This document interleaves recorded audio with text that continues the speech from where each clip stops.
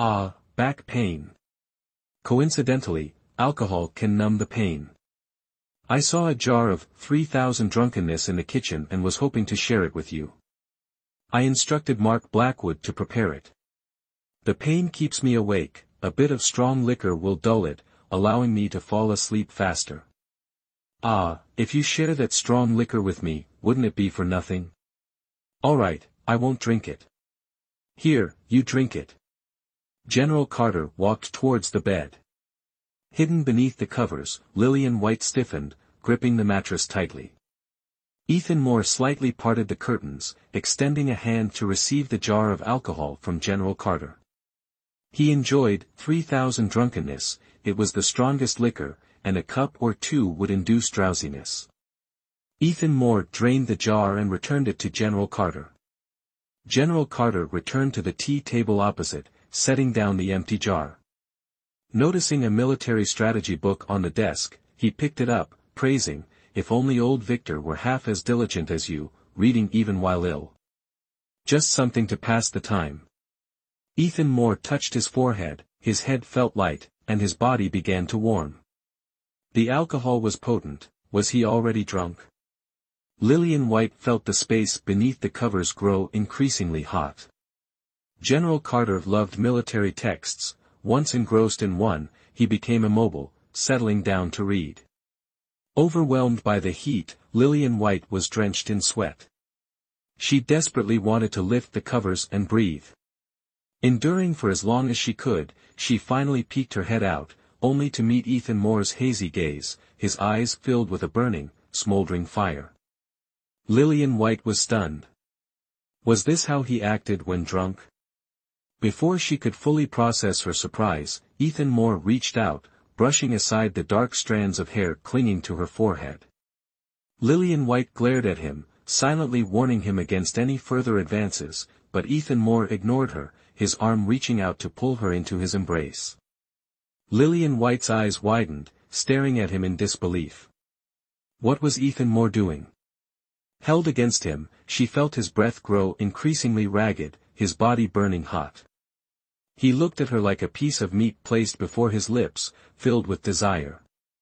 Under normal circumstances, Lillian White wouldn't hesitate to punch him. But today, General Carter sat across the room, absorbed in his military text. She dared not act rashly. Immobilized, she could only watch as Ethan Moore grew bolder, leaning down to kiss her. Lillian White froze, unable to move in that moment, submitting to Ethan Moore's escalating liberties until his restless fingers moved to her sash, gently tugging, loosening the tie. Lillian White's eyes suddenly widened. Struggling, she bit down on Ethan Moore's lip, the taste of blood filling her mouth. The pain caused Ethan Moore to pull away, the lustful haze in his eyes clearing slightly. He stared in surprise at Lillian White, who glared back at him fiercely. Ethan Moore breathed heavily, ignoring Lillian White's dead fish eyes, embraced her, and whispered in her ear, "I'm truly sorry." Lillian White didn't dare struggle free, so she bit down hard, so hard, on Ethan Moore's shoulder. "Uncle Cart, I want to sleep. If you're interested in the art of war, take it back and read it." Ethan Moore endured the pain in his shoulder, suppressed the unsettling arousal, and struggled to maintain some semblance of reason. "Ah, good. Then you rest. I won't sleep in the mansion tonight either, I'll go to the barracks." General Carter closed the book of war strategies, tucked it into his chest like a treasure. Yes. Only when the sound of the closing door came did Lillian White dare to push, shoving the ailing, strengthless Ethan Moore against the wall. "You."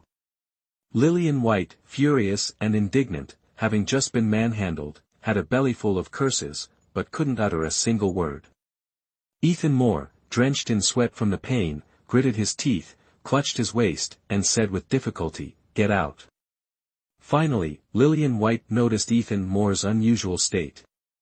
His cheeks were flushed an unnatural red, his breathing was erratic, and the air around him was heated by his rising body temperature. This wasn't the sign of drunkenness. Lillian White felt a flicker of unease. She had never encountered this kind of situation before and didn't know how to handle it. She asked Ethan Moore, "Are you all right?"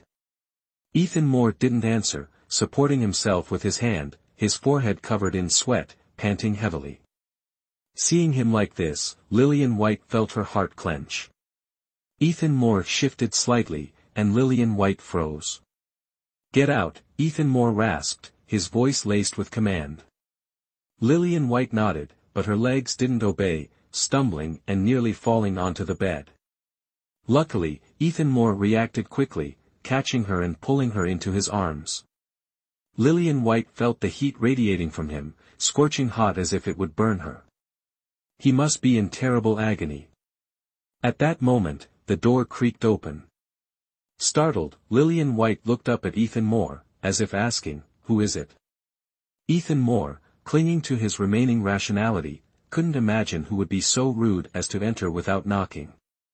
It wasn't until Lillian White smelled a familiar orchid-like fragrance that she was completely shocked. Nina Willow. She turned her head and saw a turquoise figure walking towards them. If Nina Willow saw her here, in Ethan Moore's bed, knowing her temperament, she would definitely jump to conclusions, thinking she was the Oriole behind the fisherman, reaping the benefits.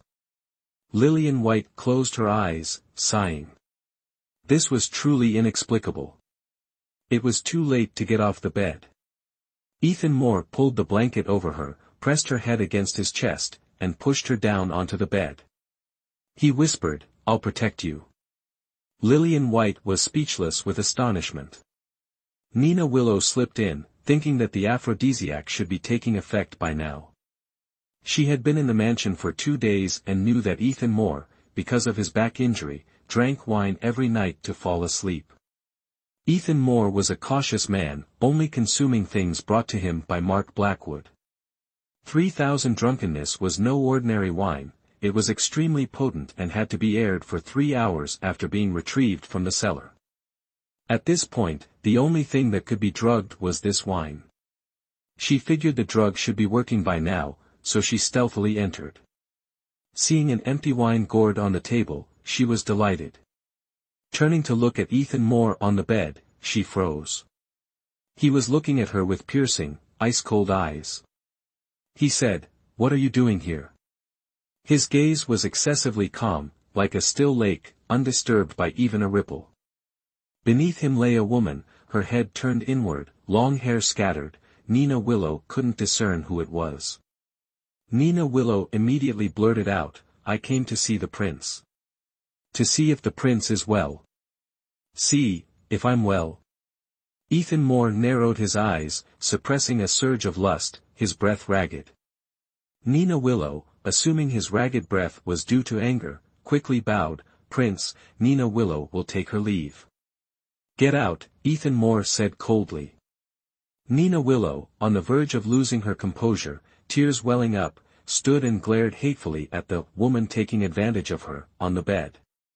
If she knew which vixen it was, she wouldn't let her off. Seeing the murderous look in Ethan Moore's eyes, realizing she'd spoiled his fun, she covered her face and fled. Hearing the creak of the closing door, Lillian White's heart, caught in her throat, finally settled. She figured only this utterly debauched scene could deter Nina Willow. If it were like General Carter, Nina Willow likely wouldn't care, leaving only after achieving her goal. A bead of hot sweat trickled down Lillian White's smooth neck. She turned her head to see Ethan Moore gazing at her with a mixture of unease and longing. A shiver ran through her as she watched him lower his head, drawing closer. He wanted to be gentle with her. Just as their lips were about to touch, Lillian White raised a hand to cover her mouth. "Prince," she said, "thank you." Ethan Moore clenched his fists, rolled over with difficulty, and lay on his side, feigning composure as he said, "Get out." Lillian White stood up. "Shall I find you, a girl?" Ethan Moore glared at her, inflamed. "One more word and I'll take you myself." Lillian White bids farewell. She quickly smoothed her hair and left without looking back. As she reached the door, she paused, an idea striking her. She didn't return to Ethan Moore's. bed, but instead went to the chair. Given that woman's vindictive nature from her past life, she'd surely be waiting behind the door. Fearing a confrontation, she decided to use the window. She moved the chair to the window, climbed up nimbly, and jumped down gracefully, a smile playing on her lips as she slipped away. And in a corner outside Ethan Moore's room, Nina Willow watched the door intently, her eyes burning bright. As the night deepened and the cold wind blew in gusts, Nina Willow kept watch, but no one emerged. Could they be reveling until dawn? Nina Willow was awakened by the next day's sun, greeted by an exquisite face with a smiling expression. Lillian White chirped, "Cousin, going home?" Nina Willow's tears couldn't be stopped. Yes. Before leaving, she cast a lingering glance back at Ethan Moore's closed door. Were they still at it? "Cousin." "What? Do you have any other tricks?" She hadn't given up. Lillian White shot her a look. After this incident, she didn't dare tease anymore, hastily replying, "No," Nina Willow declared, "I won't rest until I have him." A fire blazed in her eyes, burning fiercely. Lillian White stared, dazed, seeing a reflection of her past self, fearless and reckless, willing to be torn apart for love. That version of her was dead. Lillian White smiled faintly. "Don't pursue him so forcefully." This was her advice to Nina Willow, a hard-won lesson purchased with her life. Back at Willow Estate, her uncle was overjoyed at Nina Willow's return. Tears streaming down his face, he embraced her, sobbing. Nina Willow couldn't help but say, "Father, I'm alive." "Yes, my Nina is alive." Lillian White, standing to the side, watched his unrestrained display of emotion, a sourness rising in her chest.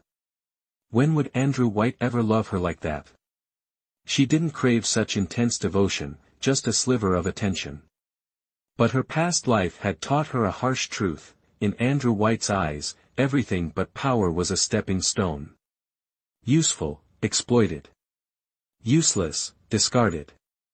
He would never be like her uncle, so swayed by familial affection. Leonard Willow, noticing Lillian White's downcast expression, asked solicitously, "Cousin, are you unwell?" "No," Lillian White replied. In the midst of their joyous reunion, the steward rushed in, pale and frantic. "Trouble, master, young master." "What is it?" Leonard Willow's face remained impassive. "The provisions sent to Southern Dominion have been plundered." Leonard Willow calmly stated, "It's nothing. The transport caravan belonged to Southern Dominion, any incident is their responsibility." Nina Willow asked curiously, "Brother, don't we usually have our own dedicated caravans for transporting goods? Why did we let Southern Dominion handle it this time?" "They offered too little, it didn't cover our transport costs." "Oh," Nina Willow replied, sensing something amiss, but she didn't press further. Lillian White observed everything, understanding dawning within her. This was the price of exchanging Nina Willow. Transporting provisions was a meticulous affair, with carefully planned timings and routes. Without inside information, how could the goods have been so conveniently intercepted? And how convenient that it happened when Southern Dominion was responsible for transport, absolving the Willows of liability. Even though they weren't liable, merchants valued their goods above all else. Yet, both Leonard Willow and her uncle remained remarkably calm, as if they had anticipated this. Clearly, this was a premeditated robbery. Ethan Moore hadn't bought Nina Willow, he'd bought those provisions. 3,500 taels for food, not for her.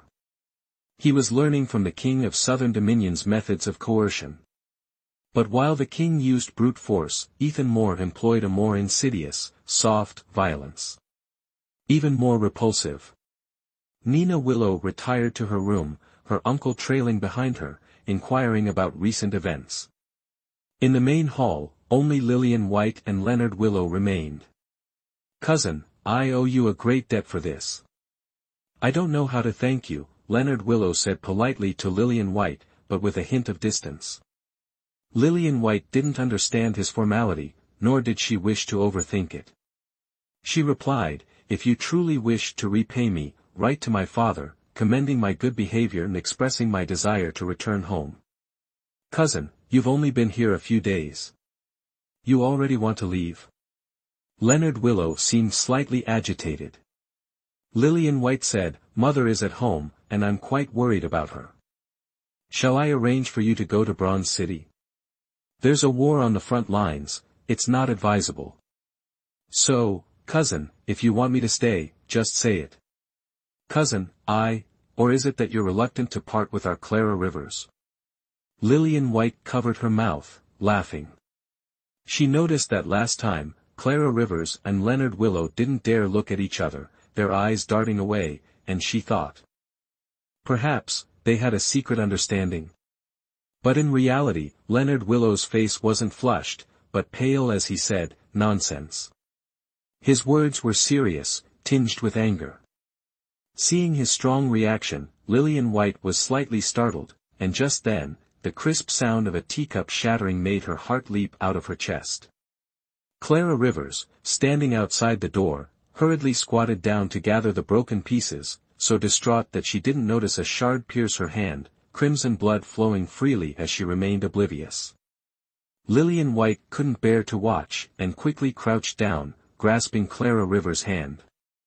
It was then, seeing Clara Rivers' tear-streaked face, that Lillian White exclaimed in surprise, "You're crying." What could have made Clara Rivers so heartbroken that she wept like this? "Miss, I'm all right." Clara Rivers pulled her hand back, putting her injured finger in her mouth, and after gathering the remaining fragments, she stood up and left.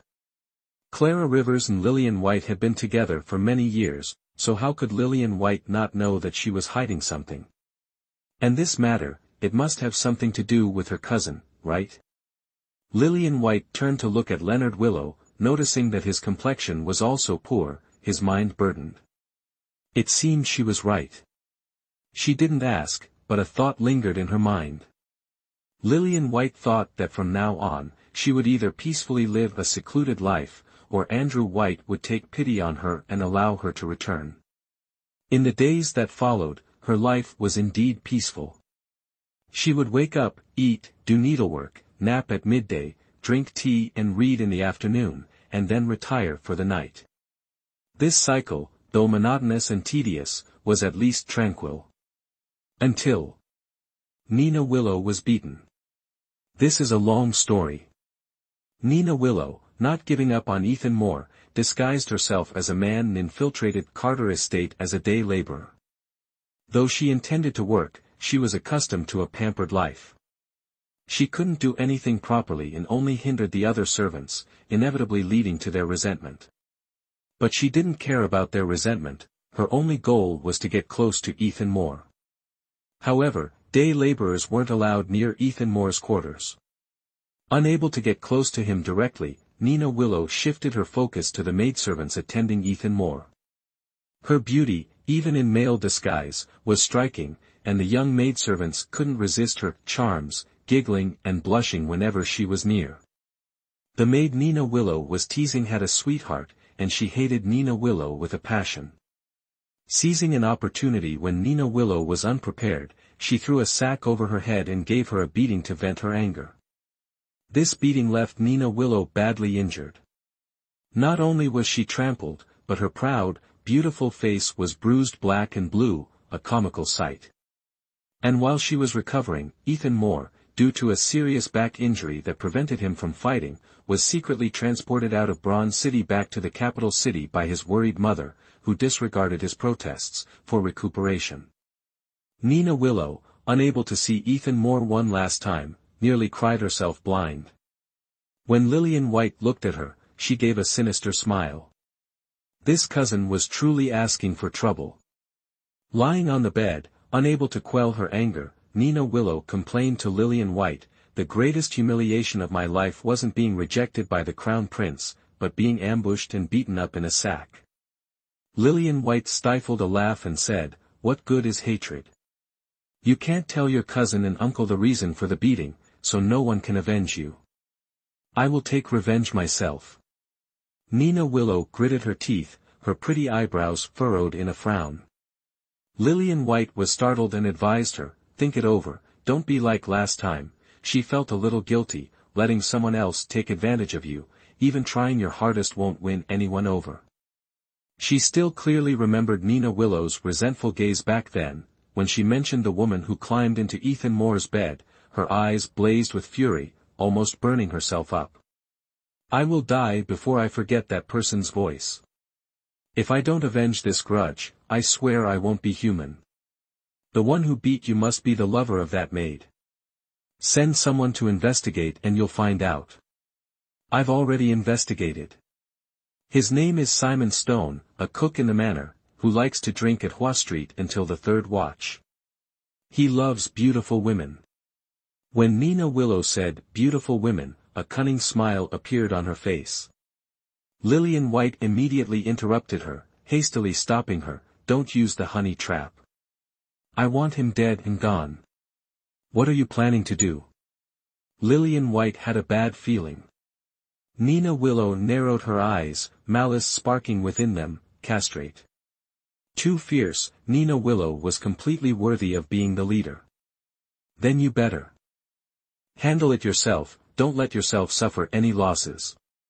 Lillian White could only advise her. After all, the honey trap was good, but also dangerous.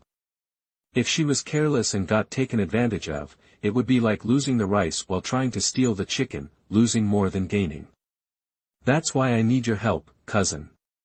Nina Willow smiled at Lillian White. Lillian White was not swayed, determined not to associate with villains. At this moment, she resolutely refused. "Cousin, I came here for self-reflection, not to cause trouble. In this matter, I'm powerless. Can you really bear to see me suffer?" Nina Willow put on a pitiful expression. Lillian White asked back with extreme indifference, "Can you really not forget it?" Malice arose in Nina Willow. "If you don't help me, I'll write to my uncle and tell him you're here flirting and seducing my brother." "You'd better say I couldn't seduce your brother, and change it to seducing your father." Lillian White brushed a strand of hair from her forehead, ignoring her nonsense, and stood up to leave. After all, her reputation was already bad, so she didn't mind adding the word incestuous. Seeing that her threats were ineffective, Nina Willow angrily slapped the bed. Lillian White rested as usual, taking a nap until the shan hour. Clara Rivers sat waiting by the bed. Lillian White ordered Clara Rivers to comb her hair. Halfway through, Leonard Willow's attendant arrived and informed Lillian White that Leonard Willow was waiting for her at the Phoenix Pavilion. Suddenly inviting her to the Phoenix Pavilion. The Phoenix Pavilion was a famous restaurant in Bronze City. A few days ago, Lillian White and Clara Rivers were still thinking about trying the food there. Unexpectedly, today Leonard Willow was playing host and inviting her to go. Obedience is better than feigned respect. However, as they were leaving, Clara Rivers claimed a stomach ache prevented her from joining. Lillian White found the timing suspicious. Clara Rivers had been fine just moments before. How could such a convenient ailment strike so suddenly? Despite her doubts, Lillian White proceeded alone. With the war drawing closer, Bronze City wasn't as bustling as before. The crowds outside had thinned considerably. Phoenix Pavilion, usually packed with people whenever Lillian White passed by, was now sparsely populated, a stark contrast to its former vibrancy. A waiter, seemingly recognizing Lillian White, bowed and inquired, "Miss White?" "Yes. Please, this way." Lillian White followed the waiter to the second floor, settling into a seat by the window. Shortly after, the waiter brought a selection of refreshments, sesame cakes, egg yolks, and refined sugar. Quite the spread. As Lillian White savored the treats, she patiently awaited Leonard Willow. Unexpectedly, a man suddenly sat across from her, flashing a goofy grin. He had a jade-like face, a radiant and refined figure, and an inexplicable aroma of food clinging to him. "Fallen flowers are not unintentional things," the man across from her recited, quoting the first half of a verse. Startled, Lillian White completed the verse, "turning into spring mud, they protect the flowers even more. Was this man testing her literary knowledge? The man's eyes lit up. Lillian White was taken aback by the intensity of his gaze. What had she said to elicit such a reaction? His delight seemed almost unnatural. "When did you notice me?" the man asked, bashfully lowering his head, but unable to suppress the wide grin spreading across his face. "Just now." The man across from her, startled, let out another goofy laugh. What an interesting lady.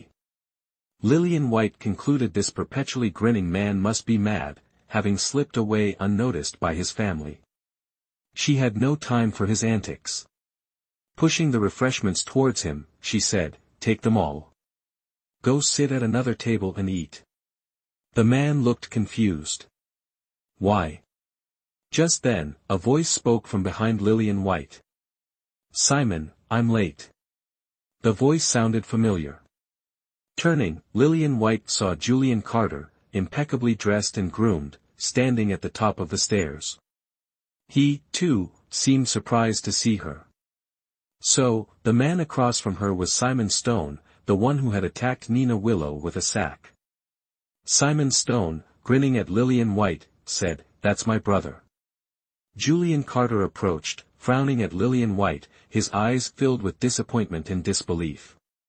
Lillian White felt a strange unease, his gaze was unsettling. She then heard Julian Carter ask Simon Stone, "Is this the Hua Luo who's been sending you love letters?" Simon Stone, beaming, nodded enthusiastically, stealing glances at Lillian White. Lillian White froze, bewildered. What love letters? Julian Carter looked at Lillian White with contempt.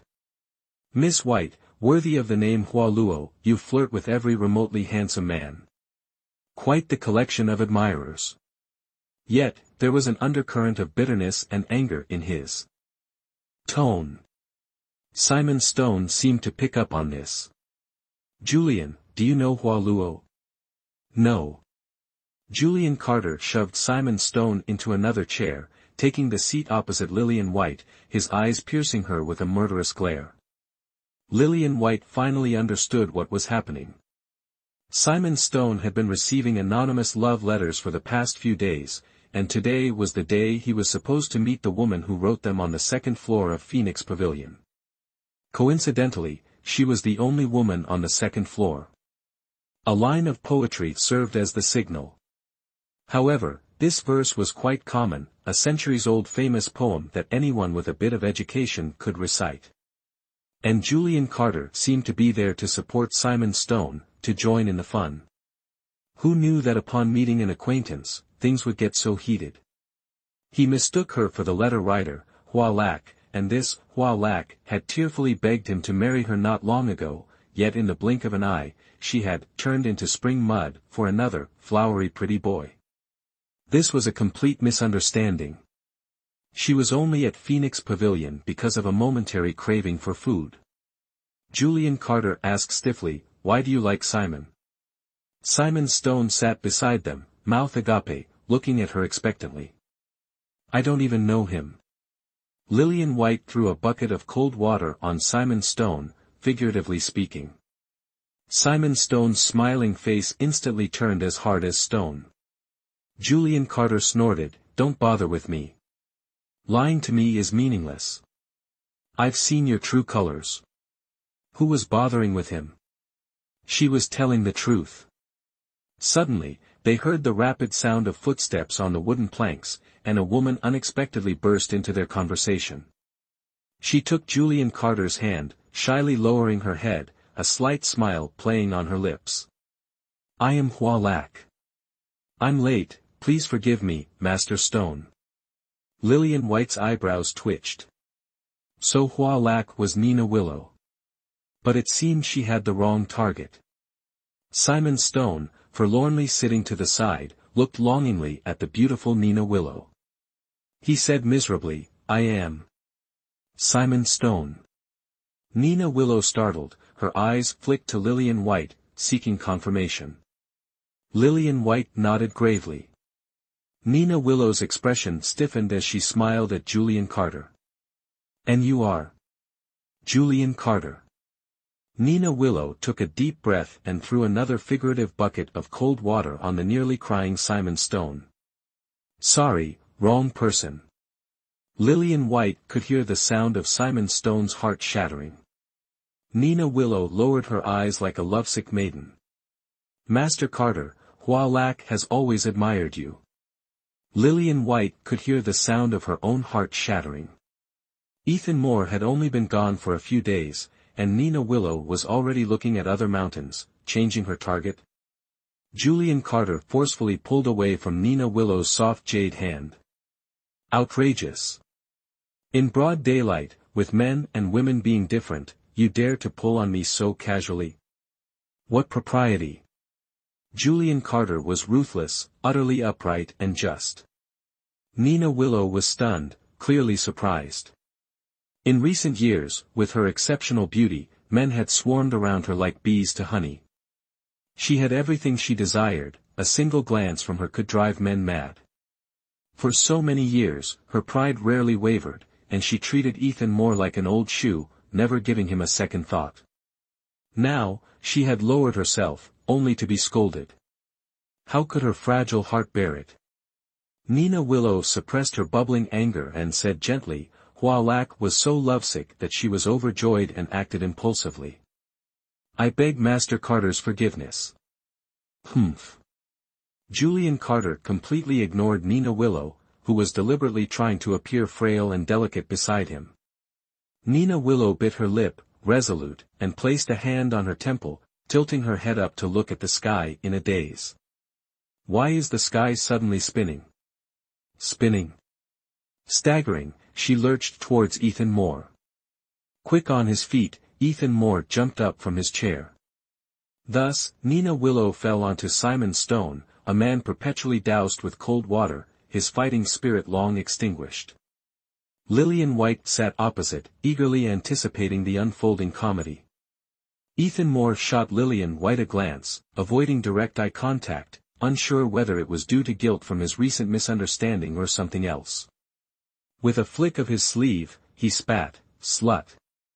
Ethan Moore seemed particularly fond of that word. Lillian White, irritated by his constant use of slut, retorted, sluts are a dime a dozen in this world. I advise a pristine gentleman like Master Carter to minimize his outings. Best to remain in Capital City, playing the carefree young lord. Ethan Moore's face paled then flushed, his teeth grinding as he hissed, Lillian White. What is it, Master Carter? Lillian White asked, flashing him a seductive smile and a deliberately provocative look, the very picture of a slut. Ethan Moore froze, as if struck, a flicker of bewilderment in his eyes. Ahem. Nina Willow, sitting across from Lillian White, coughed, signaling her to restrain herself. Ethan Moore slowly enunciated, slut, before whirling around and fleeing as if pursued. Simon Stone, his unrequited affections still simmering, cast a mournful glance at Nina Willow before cheerfully departing with Ethan Moore. The two men vanished like a gust of wind, leaving behind a scene of chaotic disarray. Nina Willow, predatory, glared at Lillian White. Do you know Ethan Moore? How does he know your name? Lillian White ignored her, replying coldly, you should leave quickly. If your brother arrives, you won't have a good excuse for being here. My brother's too busy to visit Phoenix Pavilion these days. Lillian White frowned. So, it wasn't Leonard Willow who summoned her. Could it have been the woman before her? Nina Willow? Frowning, Lillian White asked, tell me, what's your purpose in calling me here? To make me look good. Nina Willow declared, as if it were the most obvious thing in the world. I'm prettier than you. Simon Stone's eyes lit up when he saw you. If he sees me, the real beauty, he'll be captivated, finally understanding the true meaning of stunning. Lillian White suppressed her anger, forcing a smile. Where did you learn this trick? A brothel. Nina Willow chirped. I once visited a brothel disguised as a man. The madam sent out a parade of moderately attractive women. I thought the quality of the courtesans was quite good, a respectable establishment. Then, the madam finally presented the courtesan of the house. At that moment, I was truly stunned. She seemed to outshine everyone. Lillian White remained silent. Nina Willow continued, later, I realized that courtesan was only average. She was simply elevated by the other women. Lillian White's lips twitched. You want me to enhance your allure, to make you appear stunning, is that it? Nina Willow smiled and nodded. I'm not stunned, just startled. Nina Willow's face paled. You were all about revenge on the one who hurt you. Why the sudden change of heart, the shift in target? Lillian White lifted her cup, taking a slow sip of tea, waiting for the startling explanation. Nina Willow was as crazy as she was in her past life. She didn't believe Nina Willow's affections could change so abruptly. I recognized the voice of the one who struck me. It wasn't Simon Stone, it was Julian Carter. Nina Willow's eyes flashed with malice. Such a heavy blow, he must be castrated, his lineage severed. Consider, the words were unfinished as Nina Willow impatiently interrupted, don't try to persuade me. I, Nina Willow, always avenge my grievances. I will absolutely not let this go. Lillian White's face paled. After all, Julian Carter was her fiancé in her past life. If, in this life, misfortune struck and their past connection continued, wouldn't she suffer if Julian Carter was castrated? This thought weighed heavily on her mind, she had to prevent it if possible. Have you eaten your fill? Let's return to the residence. Nina Willow impatiently glanced at the troubled Lillian White. Let's head back. Lillian White stood up. Nina Willow left a silver ingot. Lillian White said, there's no need for so much. A reward for the startled waiter.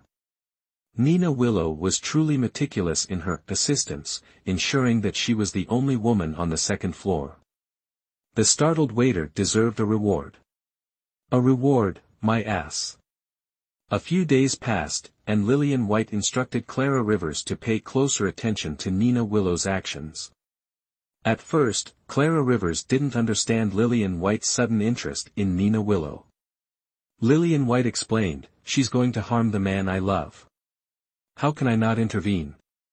Clara Rivers, as if possessed by a demon, was filled with fighting spirit. Clara Rivers reported back that Nina Willow had booked a room at the Phoenix Pavilion. Lillian White understood, Nina Willow was planning to act. The next day, Nina Willow sent someone to invite Julian Carter, and he actually accepted. Lillian White inwardly cursed Julian Carter's false righteousness. Wasn't he just bewitched by a beautiful woman? For the sake of their unfortunate, past connection, in the future, Lillian White had to endure, fire and water, for him. She secretly went to the room Nina Willow had booked. Seeing the bed, her heart sank. Nina Willow was truly investing heavily. She burned a packet of anesthetic in the incense burner, taking the antidote herself beforehand. As long as Nina Willow was unconscious, she wouldn't have the strength to castrate Julian Carter. Would Julian Carter do anything to a dazed Nina Willow? She could wait for their past connection to unfold without worry. As she was about to leave, footsteps suddenly sounded outside the door.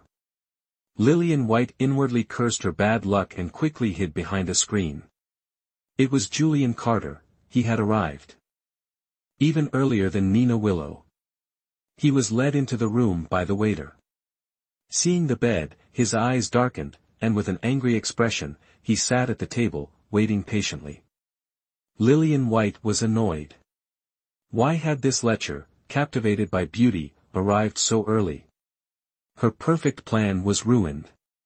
The anesthetic took effect, and Julian Carter collapsed onto the table with a thud. As Lillian White was about to come out and give him the antidote, the door creaked open. Nina Willow entered. It's over. Julian Carter will be castrated. Clearly, Nina Willow hadn't expected Julian Carter to arrive before her. Seeing him slumped over the table, she nudged him twice, realizing he wouldn't wake up any time soon. A smirk played on her lips as she carried him to the bed, drew her knife, and prepared to strike. That single swing of the knife would be the end. Disregarding the consequences, Lillian White rushed out. "Cousin! No need." Nina Willow raised her blade high, eyes cold, fixed on Lillian White. Lillian White trembled, unable to match that ruthless resolve. She dared to step forward, intending to intervene. "Cousin, you may not know who he is. He's General Carter's son.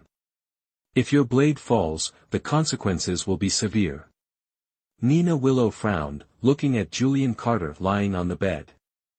Lillian White started to feel relieved, but Nina Willow laughed coldly. "So what? Who's going to know I castrated him?" The blade above plunged down. In that moment, Lillian White's mind went blank. She desperately lunged forward, grabbing her cousin's hand. "Cousin, please reconsider. Let go. A gentleman would rather die than be humiliated. I have anger to vent, revenge to take. I will not relent." Nina Willow's strength was considerable. If Lillian White hadn't trained to strengthen her body, she wouldn't have been able to stop her. "Then how has your cousin treated you?" Lillian White shouted, stopping her, looking at Nina Willow with a mixture of sadness and anger. Nina Willow paused, decently enough. "I love him. I can't live without him. For your cousin's sake, please spare him." Lillian White spoke eloquently and reasonably, as if making solemn vows. Her sincere eyes, earnest tone, and powerful aura softened Nina Willow. Nina Willow bit her lip, reluctantly released the blade, stood stiffly for a moment, then covered her face and ran crying from the room. It truly put her in a difficult position. Seeing Nina Willow leave, Lillian White sighed. Suddenly remembering the unconscious Julian Carter, she quickly turned and took out the antidote from her side, feeding it to him. Looking closely, Julian Carter's cheeks were flushed, his breathing uneven, showing signs of blood congestion. Lillian White was alarmed, muttering, "Could inhaling too much of the drug have caused other complications? No, I need to find a physician." As she stood up to leave, her wrist was grabbed. Lillian White turned in surprise, only to see Julian Carter, red from face to neck, his tone slightly unnatural, his eyes avoiding hers. He said, "I didn't actually faint." Lillian White's face paled. She asked incredulously, "How is that possible? There was clearly a drug. I grew up around medicine. I'm immune to many kinds. As for that drug, the dose wasn't enough." "Then why did you pretend to be unconscious?" Lillian White was so angry she wanted to stamp her foot. Julian Carter flushed again, uncomfortably avoiding Lillian White's gaze. He slowly said, "I just wanted to see what the scheme was." Who would have thought? He looked at Lillian White, lowered his eyes, and said no more. Who would have thought they'd hear such an earth-shattering, heaven-moving confession? Lillian White silently finished Julian Carter's sentence in her mind. This time, she didn't bother explaining further. Instead, she straightened her back and decisively said, "So, do you deny it?" In truth, Lillian White was half serious. Fulfilling an unfinished fate from a past life wasn't a bad thing. If he had feelings for her, she would be tactful. If not, she would smile and let it go. Lillian White wasn't young anymore. With Andrew White's urging and the constant fear and anxiety of living at White Estate, it would be better to take Margaret Willow and leave soon. Julian Carter saw Lillian White's tight smile, her embarrassment turning to anger, and her rustic demeanor as she retorted, "Slut." Lillian White sighed inwardly, realizing she hadn't pushed him far enough. With a resigned smile, she lowered herself to him, saying, "This slut has been impolite. Until we meet again, Master Carter." Her departure was devoid of any lingering affection, leaving Julian Carter unsure if her feelings were genuine or feigned. Before leaving Willow Estate, Lillian White went to Nina Willow's courtyard for a visit. Unexpectedly, she was intercepted by Nina Willow's maid, who claimed Nina Willow was unwell and couldn't receive guests. Lillian White had no choice but to turn back, rebuffed and returning to her own quarters. Clara Rivers, waiting in the room, held out a letter to Lillian White. A letter from home, Mississippi. Lillian White accepted it reluctantly. Letters from Andrew White filled her with dread. The letter read, "I've encountered a scholar, from a wealthy family, who doesn't mind your tarnished reputation. I hope you'll return soon to meet him." Lillian White scoffed inwardly. Such eagerness for her marriage, even to a mere scholar, when her father usually aimed so high, suggested something was amiss. Lillian White suspected Lady Grace's meddling was behind this. Andrew White, who had hoped she'd marry Julian Carter, now settling for a scholar. Something must have happened. Still, she had to marry eventually. A scholar was fine, as long as he was decent and upright. Being a wife was better than being sold off as a concubine by Andrew White later. Her ties to the White family were thin, she cared little for their affairs, except for Margaret Willow, who still concerned her. Lillian White told Clara Rivers, "Pack my belongings. We're returning home." Clara Rivers was taken aback. "So soon? What? Did you want to settle down here?" Lillian White raised an eyebrow, finding Clara Rivers increasingly peculiar. She had resisted coming initially, and now she seemed reluctant to leave. "No, Mississippi." Clara Rivers obediently withdrew. Lillian White thought she should bid farewell to her cousin and Leonard. Lillian White's sudden departure surprised Leonard Willow. Learning she was leaving that very night, he asked, "What happened?" "Getting married," Lillian White joked. "I'm getting old. It's a miracle someone wants a spinster like me, so naturally, I must rush into marriage." Leonard Willow frowned, calmly stating, "I don't believe you. You'll hear the good news in a few days, cousin." Lillian White's lips curved into a smile, her eyes bright and captivating. Leonard Willow stared, speechless, words caught in his throat. "Nina Willow said you were deeply in love with Julian Carter," Leonard Willow finally managed. "That blabbermouth Nina Willow." Lillian White rolled her eyes inwardly, but maintained a smile. "But he doesn't feel the same. Just because Julian Carter doesn't love you, you'll resign yourself to marrying anyone?" Leonard Willow sounded agitated. Lillian White paused thoughtfully, feigning sincerity, then nodded solemnly. "Yes, heartbroken." Leonard Willow remained silent. Lillian White stifled a laugh. All right, no need for heavy words. Cousin, come to Soto City for my wedding celebration next time." Leonard Willow continued his silence. Seeing this, Lillian White curtsied. "Then I'll go pack my things. Farewell." Leonard Willow remained silent. Lillian White had just stepped out the door, intending to return to her chambers, when Nina Willow's voice suddenly rang out from behind, "You love Julian Carter like your own life, how could you let him go so easily? Is this what you call love?" Lillian White chuckled intriguingly. "Then what is love?" "Never marry another, I vow to be yours alone." Just like her before. Lillian White sighed from the bottom of her heart. Had she been like that before? Except for Ethan Moore, she wouldn't marry anyone, losing her self-respect to become his concubine, loving him desperately, loving him to death. Such a Lillian White had long since died and turned to dust, and having gained life once more, she was afraid of love, afraid of how she used to be. Lillian White smiled, "What can I do if my beloved won't love me in life or death? If I can't force it, I might as well let go generously. Can letting go also be called love?" Nina Willow sneered, "I look down on you, cousin. You are a weak and incapable woman. You can say whatever you want. However, you should take care of your own affairs." Lillian White turned and walked towards her chambers. She should pack her bags and go home to get married. As for love, it had long since run aground in the endless bleak death of her past life. On the way home, Lillian White dozed off.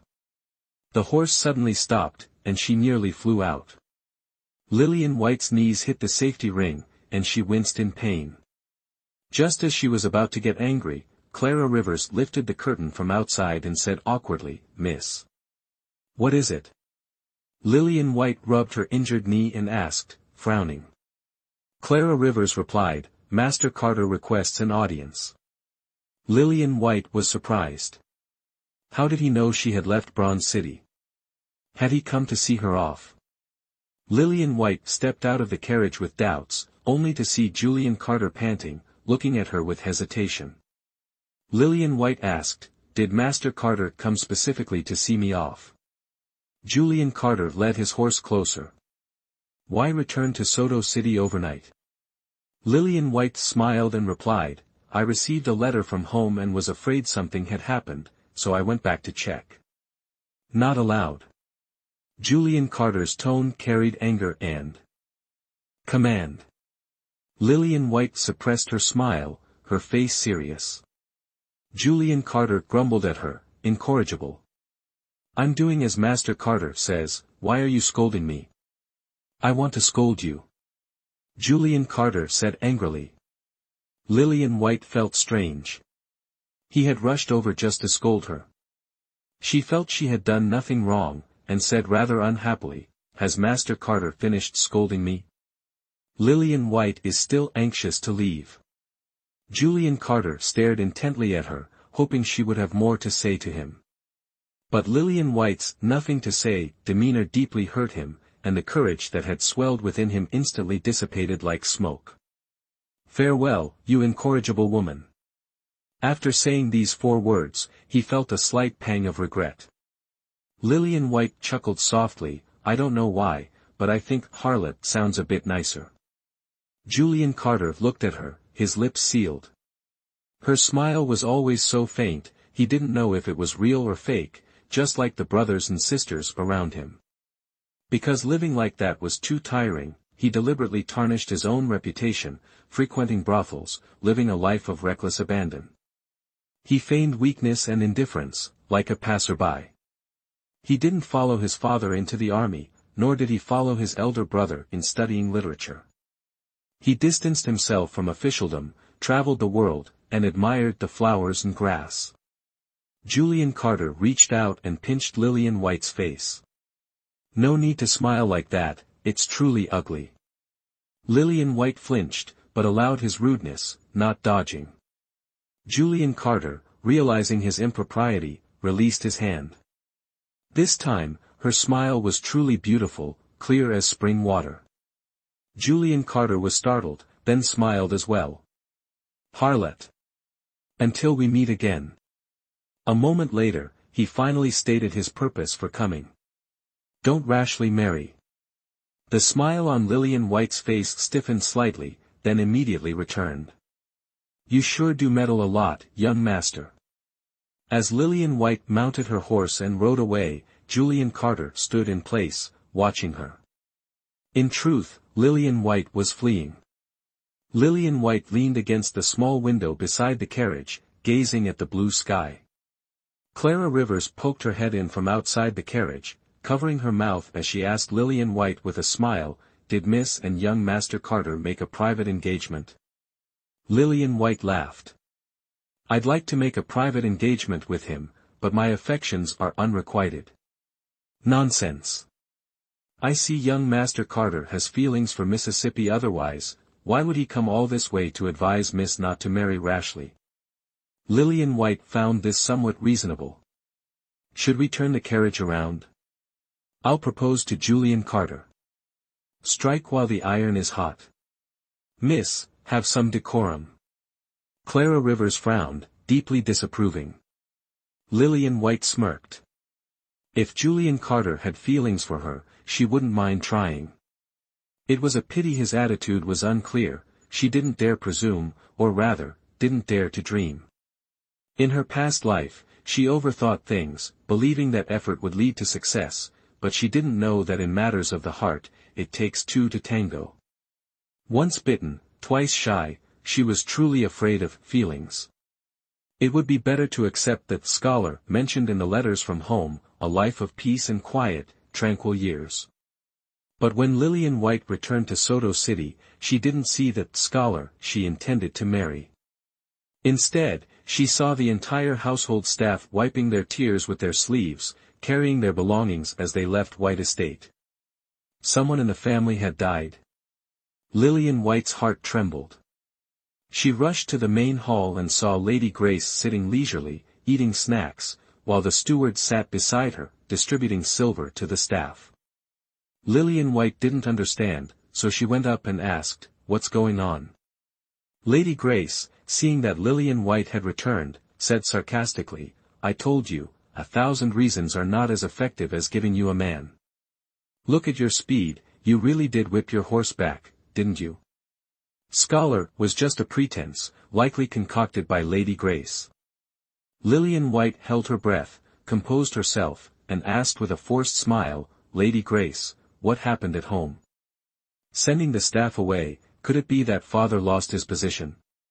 She couldn't understand her own excitement. If he lost his position, it would truly be a joyous occasion.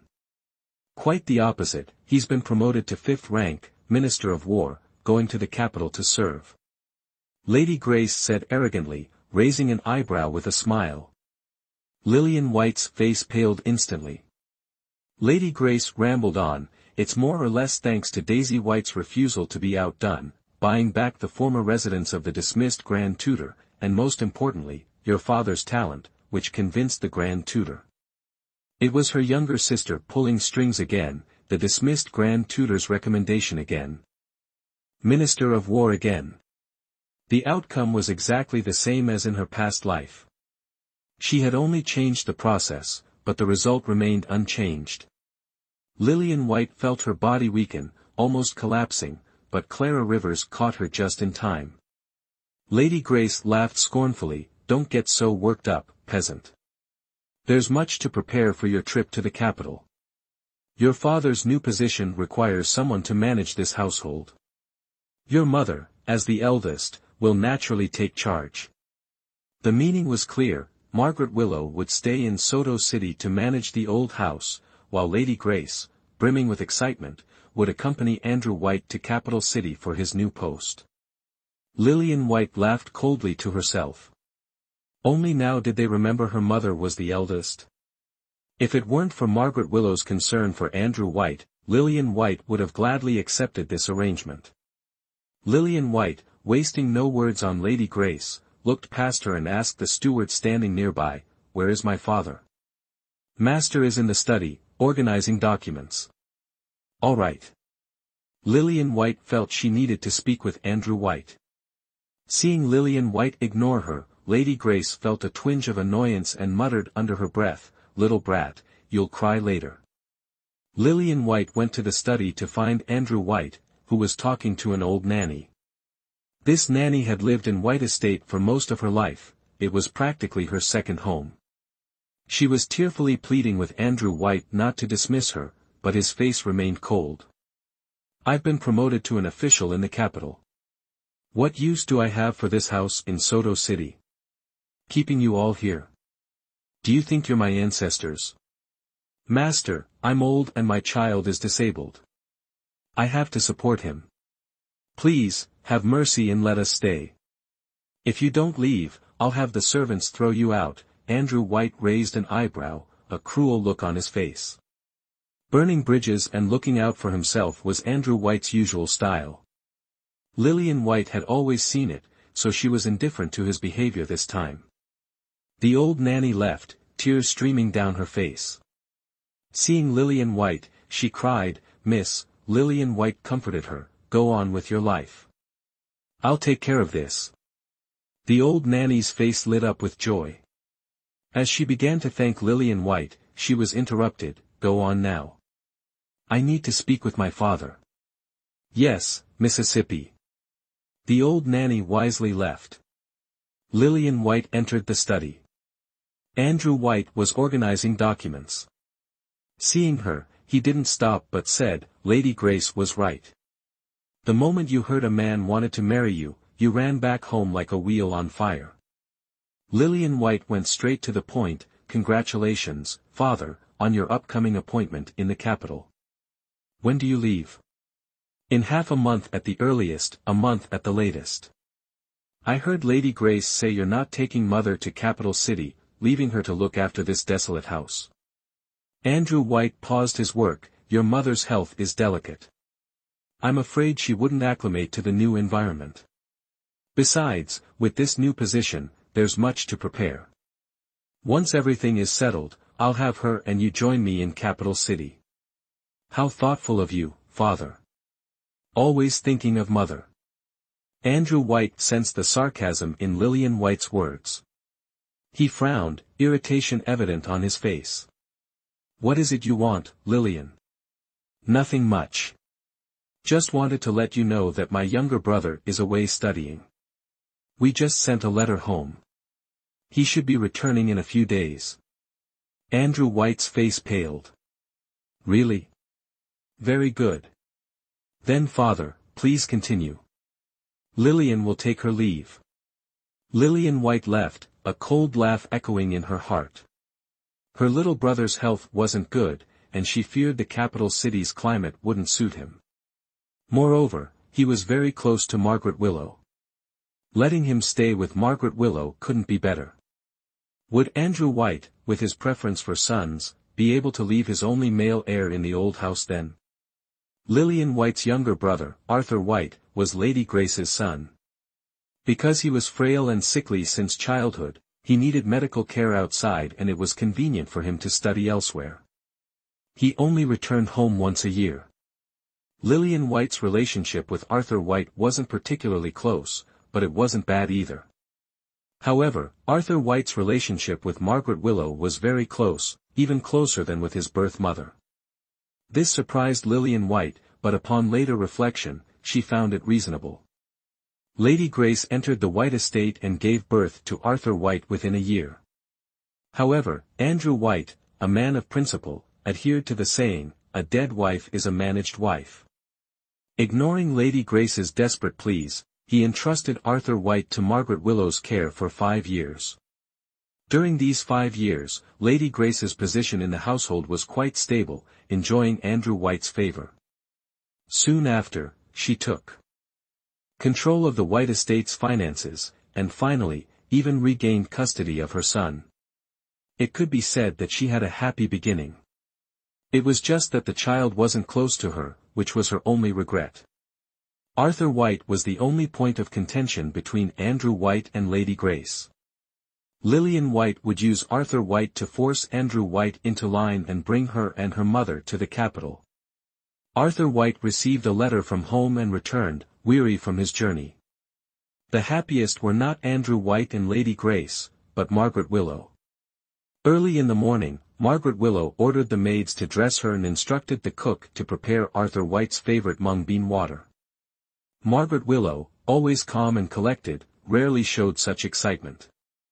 As Margaret Willow's daughter, Lillian White felt a pang of jealousy and teased, "Mother, you must remember that I am your real daughter." Margaret Willow feigned anger. "Nonsense. Arthur is your father's only heir. We are family, why stand on ceremony?" It was Andrew White again. Lillian White immediately lost interest. Sometimes she really didn't understand her mother. Andrew White treated her mother like that, yet she still thought of him in every way, always concerned. Lillian didn't think this was virtuous, but foolish. A foolish woman would only be looked down upon by men, not cherished. It was a beautiful day, the sky clear and sunny. Lillian White received a letter from Arthur White, saying he would return home today. The whole family waited expectantly, from sunrise in the east to sunset in the west, but Arthur White never appeared. Margaret Willow was the most disappointed. As darkness fell and hope dwindled, Margaret Willow couldn't bear it any longer. Her face pale, she fainted. Fortunately, Lillian White was quick-witted and caught her in time. Lady Grace stood nearby, her voice laced with sarcasm. "Elder sister, if you're not feeling well, don't push yourself. Arthur is my son, I appreciate your concern." Margaret Willow smiled, offering no rebuttal. Lillian White felt a surge of annoyance and retorted sarcastically, "Lady Grace, you're too kind. Arthur is the son of the White family, the only heir. If we don't care for Arthur, who will we care for?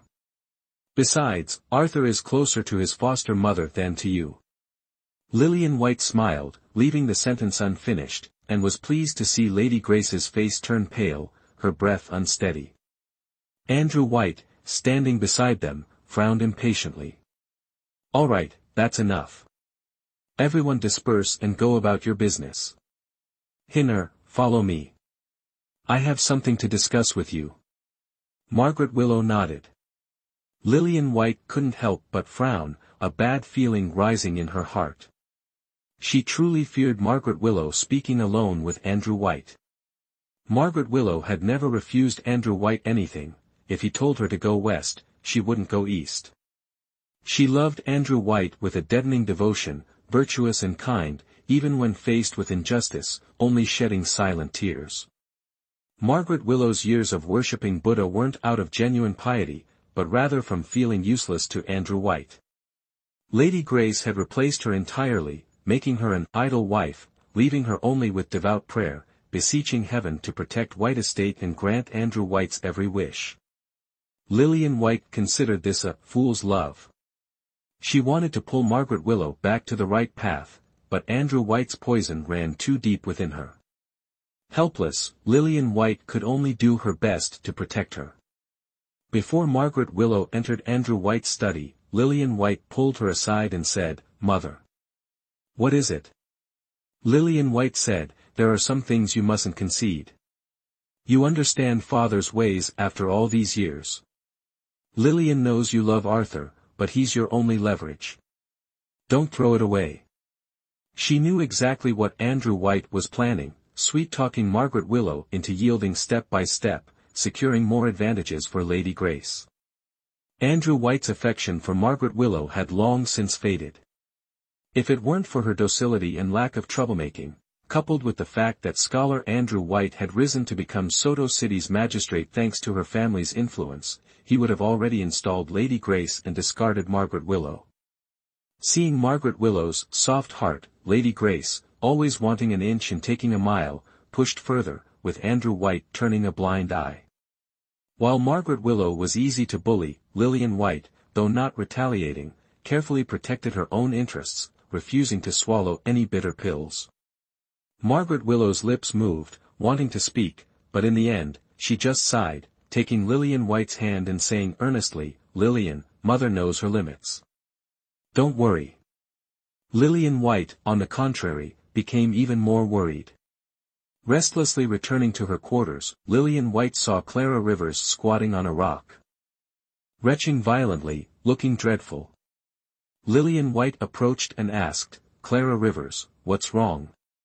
Clara Rivers stood up abruptly, shaking her head vehemently, "Nothing's wrong.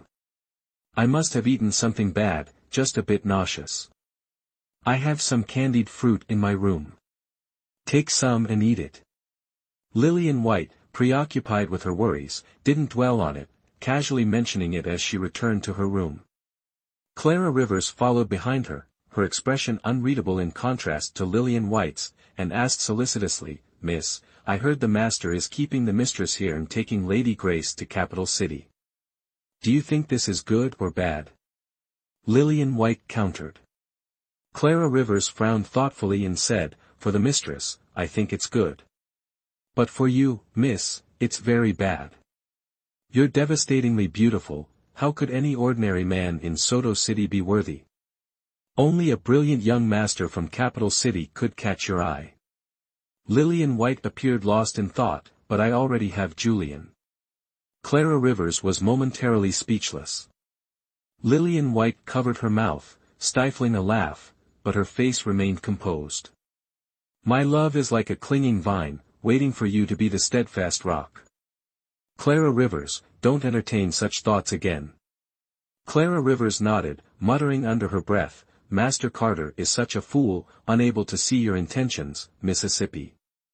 Lillian White nodded in agreement, "That's what you call incorrigible." Then, she paused, Julian Carter's scolding echoing in her mind. He had called her incorrigible, could he have meant it this way? Immediately, she laughed. Her habit of overthinking was still deeply rooted. She needed further self-criticism. Lillian White waited for Margaret Willow's arrival. The lamps burned out, but Margaret Willow didn't come.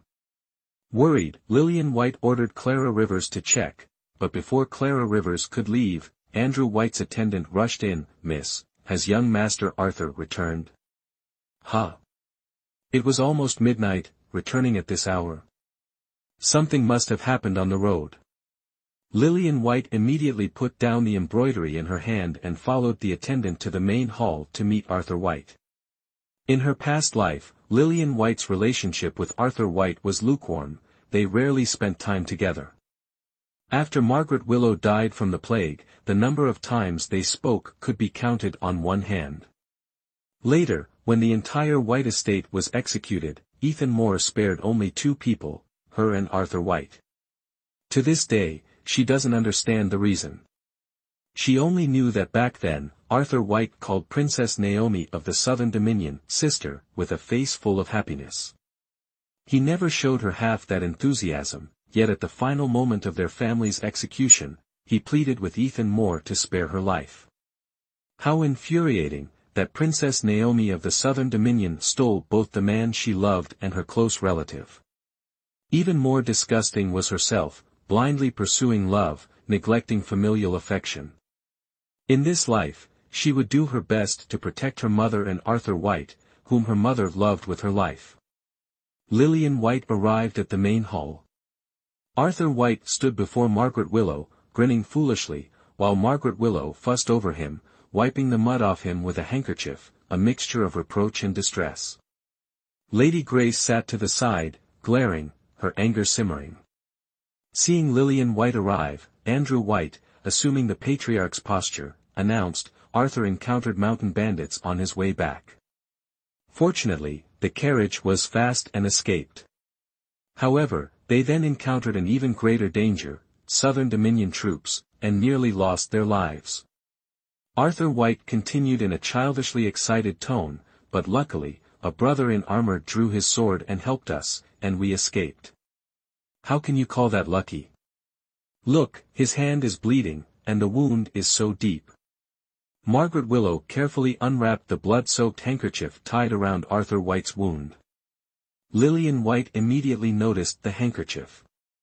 Despite the mud and bloodstains on the white cloth, she recognized the peony she had embroidered at a glance. This handkerchief was recently in someone else's possession. The armored brother who saved Arthur White must be Ethan Moore. Has his waist healed? Mother, a small wound like this is nothing. Arthur has grown up, Arthur is a man. Even though the pain made him grimace, Arthur White maintained a smile, not wanting Margaret Willow to worry. Margaret Willow nodded happily. Lady Grace, sitting beside them, nearly spat out a mouthful of blood.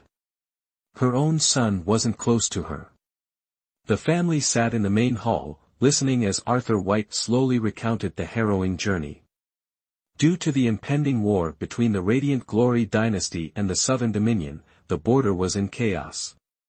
Farmers turning into bandits in the forests was a serious issue, and they had heard many stories of merchants being robbed on the road. Arthur White considered himself fortunate to have encountered a troop of soldiers heading to the front lines and been rescued. He also noted Ethan Moore's exceptional martial arts skills, taking on 10 opponents at once with ease. He himself aspired to join the army in the future and become a real man. Chatting until night, Lady Grace wanted to take Arthur White to sleep with her, but Arthur White was shy and refused, clinging to Margaret Willow. A frustrated Lady Grace was then carried away by Andrew White. Margaret Willow ordered the maids to prepare bathwater for Arthur White. Before leaving, Arthur White suddenly circled back and picked up the dirty handkerchief that had been thrown on the table. Margaret Willow said, "This dirty handkerchief has bloodstains, throw it away." Arthur White resolutely shook his head, "No, I promised armored brother I would wash it clean and return it to him." This was given to him by his sweetheart. She didn't remember giving away a handkerchief, this was clearly the one she had discarded. Lillian White couldn't help but mutter behind him, "Little tyke, you don't even know what a sweetheart is." Hearing this, Arthur White turned around and looked at her very seriously, like a teacher lecturing, and said, enunciating each word, "A sweetheart is someone you want to spend your whole life with." Lillian White was stunned. Margaret Willow said, half laughing and half crying, "Who told you that?" "Armored Brother told me." Lillian White's lips twitched, feeling that this was unreliable. After Arthur White returned, Margaret Willow smiled more, while Lady Grace sulked. Andrew White, due to taking on a new position, rarely showed his face, and naturally, rarely appeared for Lady Grace. Margaret Willow's happiness was Lillian White's happiness. Lillian White went to Margaret Willow's place every day to play with Arthur White. Talking with children was extremely simple, and in just a few days, she and Arthur White became very familiar. Arthur White drew very well, possessing exceptional talent. It seemed he had a photographic memory, though evidently, this was limited to depicting images. He could meticulously depict anything he glanced at, making it look incredibly lifelike and identical to the original, which Lillian White greatly admired. On a drizzly day, Arthur White drew a picture, a portrait of a young woman in an apothecary's outfit. The young woman had a tense expression, her brows furrowed, as if she were being sneaky. Lillian White found this young woman looked familiar. After looking closely several times, she realized it was Clara Rivers. "Arthur, is the young woman in this painting Clara Rivers?" Arthur White nodded like a pecking chicken. Lillian White frowned. This definitely wasn't Arthur White's imagination, but an image in his mind that he had meticulously drawn. Recently, her bones had been strong, and she hadn't been taking any medicine. So who was this medicine for? Why did she look like a thief? Lillian White asked Arthur White, "Arthur, when did you see this?" "Yesterday. I saw a young woman sitting in the corner preparing medicine, so I watched her a few times. You know, this young woman was quite interesting. She would finish preparing the medicine, pour it out, and then prepare it again. Several times, she held it near her mouth and stared at the liquid, lost in thought. It seemed like she was very afraid of the bitter taste. Perhaps." A shadow fell over Lillian White's heart. What was this medicine? And who was it for? Before Lillian White could investigate Clara Rivers' secretive medicine preparation, something happened that left her in deep darkness. Amber Fields, hearing that Lillian White had returned from Bronze City, said she would bring her some nourishing herbs. That day, Lillian White had even put on makeup early in the morning and waited, but Amber Fields never appeared. Amber Fields was considered Lillian White's only friend. Now married, she wasn't as unrestrained as before. Every time Amber Fields returned from the mountains after selling medicinal herbs, she would always visit White Estate, bringing Lillian White some tonics beneficial for her health. Due to her poor reputation, Lillian White rarely went out after Ethan Moore broke off their engagement, staying mostly at home. Occasionally, she would go out, but only to the mountains to visit Amber Fields. Unexpectedly, Amber Fields arrived at Amber Fields at noon, acting mysteriously. Upon seeing Lillian White, she pulled her aside to a secluded spot, whispered in her ear, and asked, "Who? What?" Lillian White was puzzled. Amber Fields stroked Lillian White's belly, held up 2 fingers, and glanced at her questioningly. Lillian White still didn't understand. "What are you trying to say?" Finding it difficult to speak directly, Amber Fields tried to ask tactfully, "Who did you sleep with in Bronze City?" "Lillian." White froze, her memory flashing back to the blushing scene with Ethan Moore in bed, her face flushing crimson once more. Seeing Lillian White's blush and her hesitant demeanor, Amber Fields inwardly groaned, sensing trouble. Taking a deep breath, she squeezed Lillian White's hand encouragingly. "Lillian, who was it?" Lillian White, slightly embarrassed, admitted, "Ethan Moore." Then, realizing she hadn't told anyone about this, she quickly asked, "How did you know?" "I went down the mountain today to sell some herbs. While discussing prices with the shopkeeper, I saw Clara Rivers leaving after buying some medicine. The shopkeeper mentioned it was a prenatal tonic. Lillian White was stunned. The medicine Clara Rivers had been taking for days was a prenatal tonic. Seeing Lillian White's pale face, clearly shocked, Amber Fields sighed. You know your reputation in Soto City.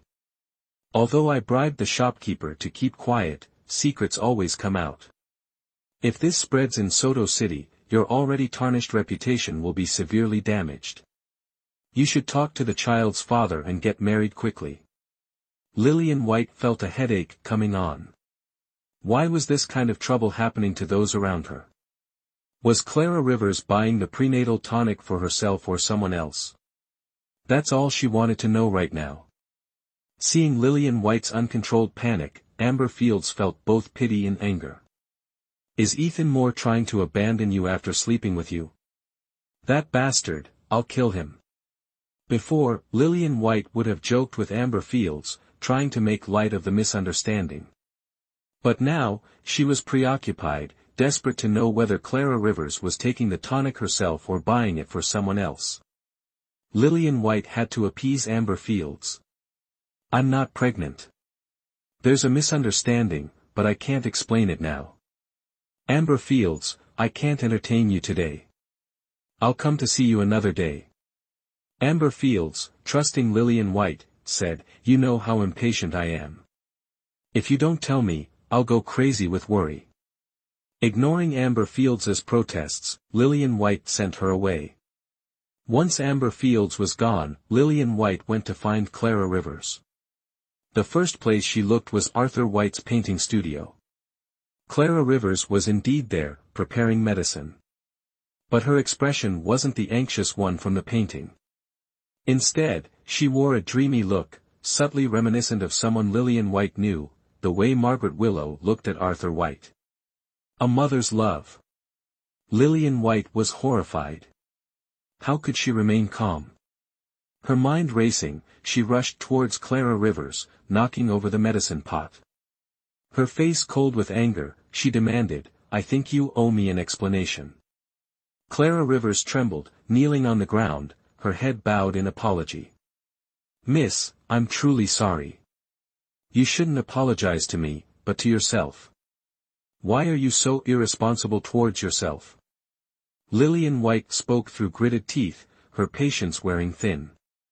Clara Rivers remained kneeling, motionless. Well? Planning to stay silent? Clara Rivers shook her head, raising her tear-filled, despairing eyes to Lillian White. I did it willingly. I don't regret it. Lillian White slapped her across the face, raging, Say that again. Clara Rivers lifted her swollen face, her voice firm. I love him. I gave myself to him, and I don't regret it.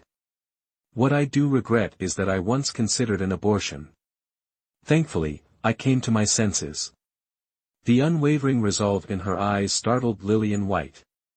Those desperate yet determined eyes seemed familiar. Like her own on the night she married Ethan Moore. He'd barely lifted her veil, seemingly reluctant to even look at her.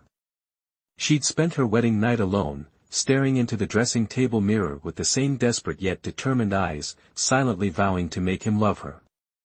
Was it defiance, or a persistent, obsessive love? Even now, Lillian White didn't know.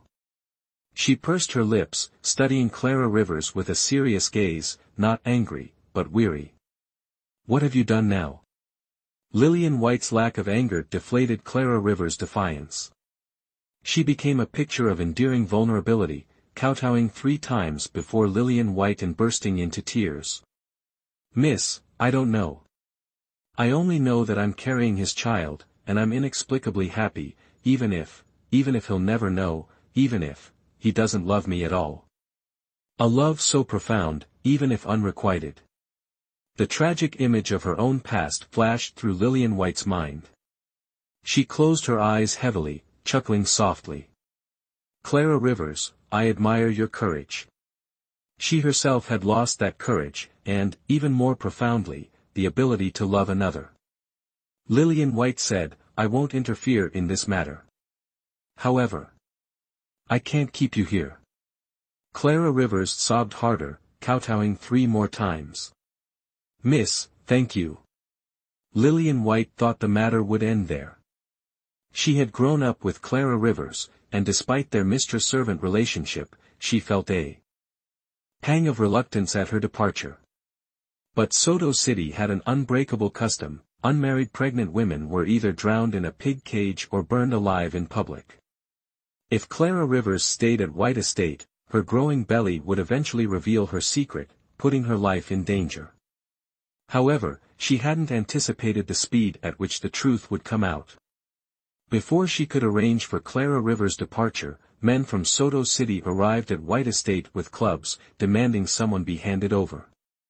But it wasn't Clara Rivers they wanted, it was Lillian White. There was no helping it. Her ruined reputation preceded her. The staff at White Estate had already been largely dismissed, leaving no one to offer resistance. The men marched unimpeded to Lillian White's quarters, disregarding all propriety, and shouted outside her door, their voices escalating with each repetition, "Harlot! Harlot!" Inside, Clara Rivers cried out in distress. "Why didn't the apothecary keep my secret? I gave him 3 taels of silver to keep his mouth shut." Lillian White stood off to the side, her demeanor noticeably colder. Truthfully, she enjoyed playing the harlot, but only when Julian Carter was involved. These other men, she didn't much care for. But she still had the heart to tease the frantic Clara Rivers. Amber Fields also stuffed his mouth with silver. "Guess he's a Pichot, only eats gold, silver, and jewels." Tears streamed down Clara Rivers' face. "What do we do? What do we do?" "Simple. You go out there and declare yourself the harlot. Problem solved." Lillian White thought this was an excellent suggestion, flashing a mischievous grin at Clara Rivers. Clara Rivers, eyes red-rimmed, bit her lip, her face a mask of conflicted thought. After a moment, looking as if she was about to do something drastic, she made a move to rush out. Lillian White quickly grabbed her, laughing. "Are you stupid? Confessing without even being interrogated? If Clara Rivers doesn't come out, the young mistress will be burned alive." Clara Rivers was clearly terrified. Lillian White gave a wry smile. "The innocent have nothing to fear. I'm not the one with child, what can they do to me? But you're the real deal." Lillian White couldn't resist poking Clara Rivers' belly. Understanding dawned on Clara Rivers, and she immediately wiped her tears, no longer panicked. This obviously wasn't the apothecary's doing. Why wouldn't he have exposed us right then and there, instead of waiting 10 days? Either he let it slip while drunk, or someone found out some other way. In any case, the root of all this. Lillian White pointed at Clara Rivers. "Is you." Clara Rivers lowered her head silently. Lillian White sighed. "Whether they ask about buying the medicine or brewing it, if anyone asks why you bought pregnancy tonics, say it was for Amber Fields. I think she'll cover for us. If they ask why you were brewing it here, say I haven't been well and needed a tonic. Remember that." Clara Rivers shivered, focusing intently on Lillian White's lesson. There are 3 keys to success: 1. Persistence. 2. Shamelessness. 3. Persistent shamelessness. Just lie shamelessly, don't feel bad about it. Clara Rivers wasn't good at lying, it always showed. So, she was still a bit worried. Clara Rivers nodded solemnly. For her mistress, for the child, she was determined to master the way of success. Persistence, shamelessness, persistent shamelessness. Andrew White's enraged shouts came from outside. "How dare you? Do you even have any respect for the magistrate? Does the magistrate's daughter think she's above the law?" came the sarcastic reply. "Don't you dare speak of my daughter that way." Margaret Willow's usually gentle voice was now sharp with anger, raised several octaves. Lillian White sighed inwardly. Great, already worthless in Andrew White's eyes, now her image was even worse. If he decided not to take her with him and Margaret Willow to Capital City, she'd truly be abandoning the route for the branch. Lillian White pinched her thigh hard, tears welling up and streaming down her face from the pain. Clara Rivers, seeing the sudden transformation from mischievous to pitiful, was taken aback. Lillian White ran out, crying dramatically, and threw herself into Margaret Willow's arms. "Mother, I've been wronged. I believe you." "Humph, keep pretending, Lady White." Lillian White looked back. Wasn't this the same matron who had begged Andrew White to stay at the manor? Her eyes were now filled with resentment and anger, as if eager to unleash it. Lillian White's eyes darkened. "What am I pretending about? If you don't believe me, find a physician to examine me. I'm not pregnant. True gold fears no fire." At this moment, Clara Rivers ran out, her voice raised. "That's right. You assume Our Lady is pregnant just because you saw me buying prenatal medicine. Laughable." Clara Rivers waited for someone to question her. But she didn't expect. The matron sneered, "Of course I know you're not pregnant. Not within expectations." Clara Rivers felt a pang of fear. Lillian White was no longer indifferent. Has Miss Clara Rivers forgotten about Rose? The medicine commonly used for abortion. The matron suddenly produced a piece of medicine. "The decoction made a few days ago, have you forgotten?" Clara Rivers' face paled. Lillian White remained silent. It was her carelessness. Clara Rivers had mentioned wanting an abortion before, but she never expected her to actually go through with it. Clara Rivers seemed to have a low tolerance for pressure. She panicked. "This medicine wasn't for the lady, it was for," Lillian White wailed, "I swear to God I won't accept this." She suddenly cried out, finally forcing Clara Rivers to reveal the truth. Clara Rivers was so frightened that she looked at Lillian White, only to see Lillian White glaring at her, eyes wide as saucers. Andrew White flew into a rage. "How long will you continue to disgrace yourself?" A slap flew across Lillian White's face, her mouth immediately bleeding, clearly not a light blow. Lillian White held her swollen face, stubbornly refusing to cry. This matter concerned his daughter's life or death, yet Andrew White didn't help her, instead becoming enraged by the perceived shame. This was her father. Lillian White's heart turned to ice. She sneered, "Father, don't you believe your daughter? Do I not know what kind of virtue you possess?" Andrew White said, "Do whatever you want. I consider myself without this daughter." He didn't believe her. Margaret Willow cried loudly, "Master! What are you saying? You raised a fine daughter." Andrew White coldly threw these words at her and stormed off, flicking his sleeves. As if receiving approval, everyone rushed forward to tie up Lillian White. Clara Rivers chased after them, wanting to speak several times, but Lillian White's fierce glare frightened her into silence. Panicked and afraid, Clara Rivers had to go find Amber Fields, trudging up the mountain to search, only to be told that Amber Fields had left home about 7 or 8 days ago. Where did Amber Fields go? At this crucial moment. The whole city was in an uproar, people flocked to the center to watch the commotion. Lillian White was restrained on the pre-prepared pyre, made an example for the public. Lillian White cursed and protested all the way. But no matter how she pleaded, her words fell on deaf ears.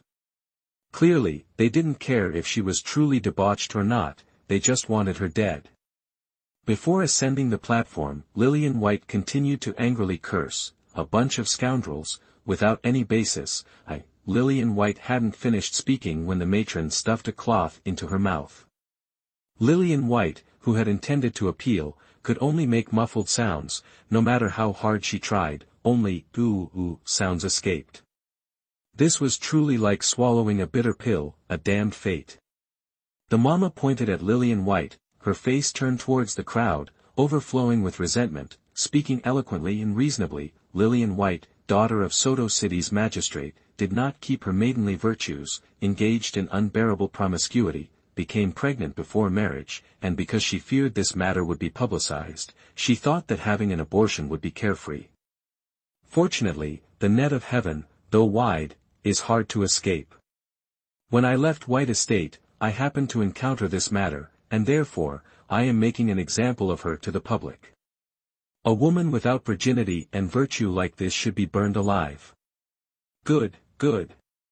Half of the crowd below raised their fists high, showing their support.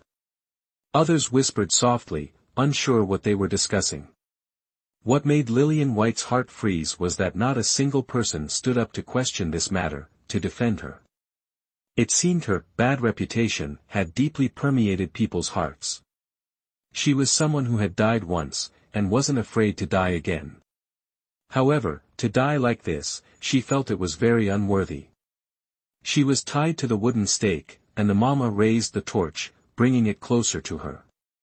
Lillian White saw the mama's ferocious face, the hateful expression along with the almost crazed look in her eyes. Lillian White lifted her leg and fiercely kicked the mama. The mama, clutching her stomach in pain, glared at her ferociously. Lillian White glared back. The mama moved her body away, but continued to raise the torch, preparing to throw it at her. Suddenly, there was a commotion below the stage. A handsome steed was seen galloping madly into the crowd. Atop the steed, Ethan Moore, clad in golden armor, his long hair flying, his cloak fluttering behind him along with his hair. And he was coldly staring at her. Why did he come? Lillian White was astonished. The restless steed advanced directly onto the wooden stage, stopping right in front of Lillian White. Ethan Moore, without saying a word, dismounted and slapped the mama, each word exceptionally clear, his voice ringing with power. My woman, you dare to burn her? The mama was stunned, standing there motionless, like a sculpture. Ethan Moore didn't untie her ropes, but directly scooped her up, bound like a rice cake, and carried her horizontally. Lillian White protested, yelling "Boo, boo," her body twisting and turning. He, steady as Mount Tai, indifferently watched her rampage, his eyes raised, as if saying, keep moving. Keep moving and you'll stay in this shape. Lillian White immediately became still. She knew her struggles were fruitless. Ethan Moore carried Lillian White onto the horse, then jumped up behind her. Lillian White only felt warmth behind her, and uncomfortably shifted forward. She didn't want to lean against him. Move again, and you'll be sitting on the horse's neck.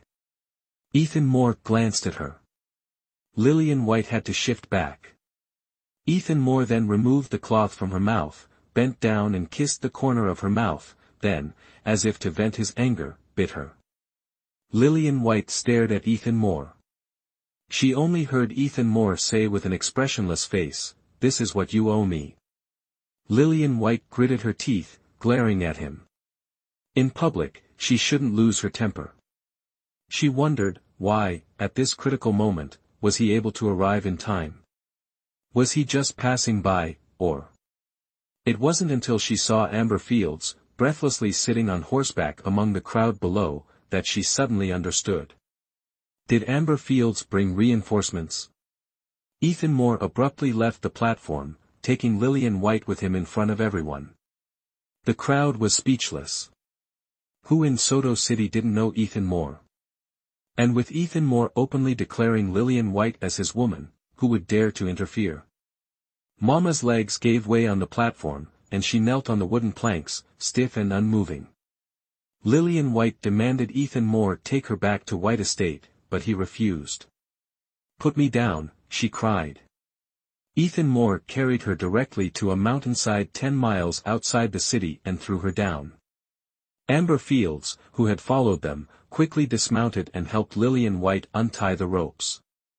As she untied the ropes, Amber Fields cautioned, "Lillian, you're in a delicate state. Don't get upset." She looked at Ethan Moore reproachfully. "My lord, Lillian is pregnant. Why did you throw her down so roughly?" Ethan Moore's eyes never left Lillian White, but he addressed Amber Fields. "Amber Fields, you go back first. I need to talk to Lillian." How could Amber Fields disobey the Lord's command, even though she was extremely curious about the talk? She gave Lillian White a meaningful glance and mounted her horse, riding away. The scent of earth and flowers hung in the air, punctuated by the occasional chill of the autumn wind. Ethan Moore got straight to the point. "Whose child is it?" "None of your business." Lillian White turned her face away, refusing to explain. Ethan Moore stepped closer, gripping her chin and forcing her to face him. "I'll ask again. Whose child is it?" Lillian White stubbornly stared at him, refusing to answer. "Would you rather be burned alive than reveal the man's name?" Ethan Moore was clearly unaware of the situation. When he arrived, she was already near death. He didn't know that these people secretly wanted her dead, and he never heard her explanation, nor did he ask who her supposed lover was.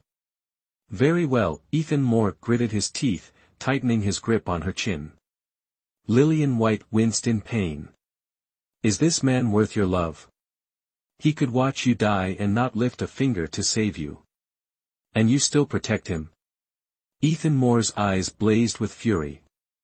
Lillian White feared he might strangle her.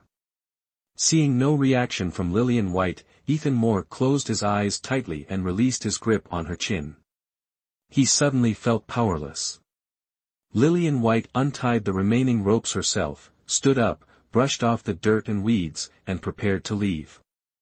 She had taken only one step when Ethan Moore's long arm reached out, pulling her firmly into his embrace. He buried his face in her neck.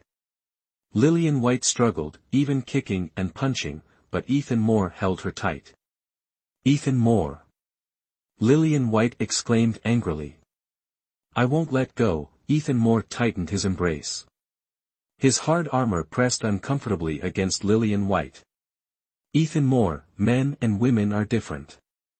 Show some respect." Lillian White pushed him hard, finally managing to break free. The effort left her breathless, and she glared at him. Ethan Moore said, "I'm willing to be the child's father." Ethan Moore continued, "Regardless of who she holds in her heart, that man disregards her life and death, he's not trustworthy. Furthermore, the whole city, high and low, knows she's mine.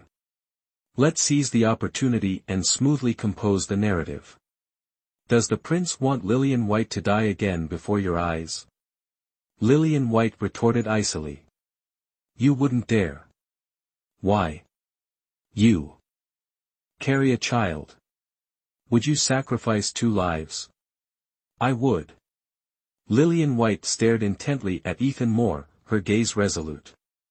Seeing her life-or-death expression, Ethan Moore felt a stab in his chest. She loathed him so much, she'd rather die than be with him.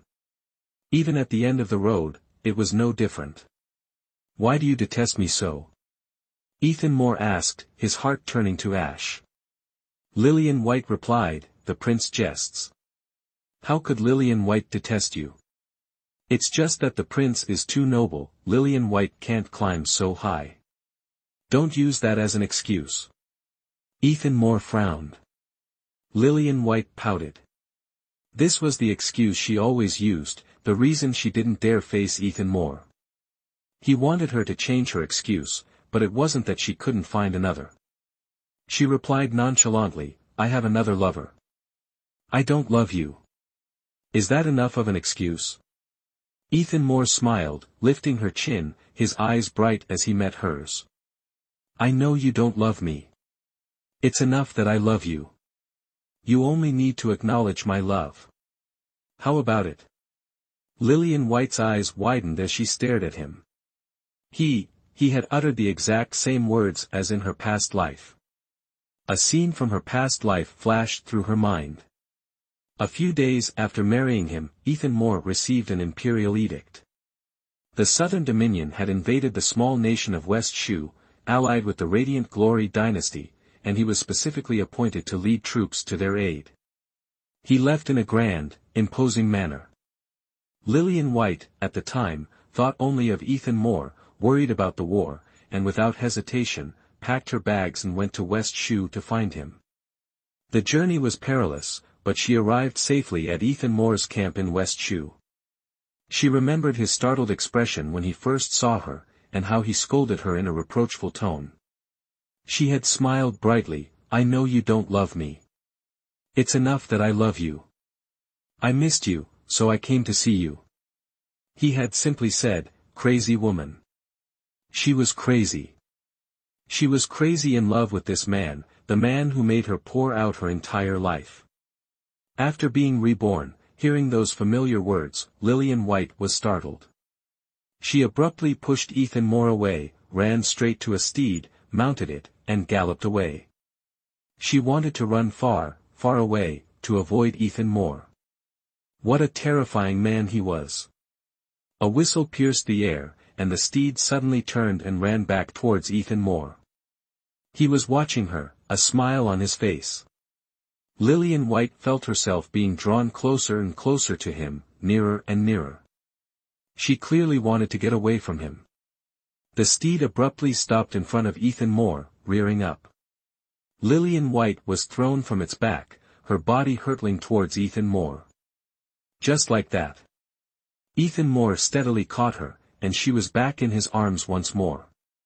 Ethan Moore laughed aloud, tenderness flickering in his eyes. Lillian, you can't escape. Lillian White, lacking blood, fainted.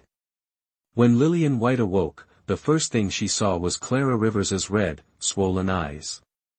Lillian White froze, starting to get up, but Clara Rivers stopped her. Miss, you should rest a little longer. Rubbing her temples, Lillian White waved her hand. I'm fine. How did I get back? The Crown Prince brought you back. As expected. Lillian White's last memory was of Ethan Moore's gentle smile. Ethan Moore was a man of few smiles. Aside from the Southern Dominion's little Princess Naomi, she'd never seen him genuinely smile. But that smile just now, so bright, was a smile she hadn't seen even in her past life. Lillian White couldn't help but shiver. She asked Clara Rivers, has the Crown Prince left? Yes, he brought you back, spoke with the master for a bit, and then left. But, Clara Rivers hesitated, unsure whether she should speak. Lillian White narrowed her eyes, prompting, speak if you have something to say, don't dawdle. Clara Rivers said, it turns out the armored brother who saved the young master was the Crown Prince. She already knew this, it wasn't surprising. Clara Rivers continued, and. When the Crown Prince left, he asked me to relay a message to you, Mississippi. What did he say? His exact words were, take care of yourself and the baby. Lillian White really wanted to faint again. Where was she supposed to find a baby to take care of? That night, Lillian White was summoned to Andrew White's study again, but, this time it wasn't a private conversation. It was, to put it nicely, a discussion, with Margaret Willow present. She had assumed it would be about the trip to Capital City, but unexpectedly, Andrew White said, the Crown Prince told me about the two of you. About what? Lillian White feigned ignorance, though she had a good idea. Andrew White said, the Crown Prince will take responsibility. You just focus on taking care of yourself and the baby. I'm not pregnant. I lied to the Crown Prince, so please clarify this with him, lest I be accused of deception later, which I can't bear. Margaret Willow, who had been silent, interjected excitedly, I said Lillian wouldn't do something so foolish. An unmarried daughter being pregnant was supposed to be a fabrication, her remaining pure should be a joyous occasion. Yet, upon hearing this, Andrew White was displeased, his brow furrowing. Is it true? It's true. If you don't believe me, you can call a physician to take my pulse and check if I'm pregnant or not. Andrew White scolded Lillian White, you're truly worthless. Sir. Margaret Willow looked at Andrew White worriedly. Lillian White had anticipated Andrew White's reaction and wasn't surprised. However, she didn't expect him to use this to his advantage. We'll keep up the pretense for now, don't let the Crown Prince know. After you're married, we'll say the child was accidentally lost. Lillian White was shocked. Father. Ignoring Lillian White's protest, Andrew White said to Margaret Willow, in 2 days, Lady Grace and I will go to Capital City first. Once things are settled, you, Lillian, and Arthur will follow. I'll leave the matters of the old house to you. Is that all right? Margaret Willow stroked her chin. Rest assured, master. Andrew White looked back at Lillian White. This marriage, broken and then restored, if you ruin it again, bear the consequences yourself. Lillian White, unwilling to marry Ethan Moore, continued to make excuses. The person in my heart is Julian Carter. He's the one I want to marry. Give it up. You two have fate, but not destiny. Andrew White looked at Margaret Willow. Hinner, take Lillian down. I have matters to attend to. Yes. Margaret Willow bowed, patted Lillian White's shoulder, and led her down. After they left Andrew White's study, Margaret Willow pulled Lillian White into her own room to sit and chat. Mother and daughter rarely sat together. Inside the room, they faced each other as a servant brewed tea and then left.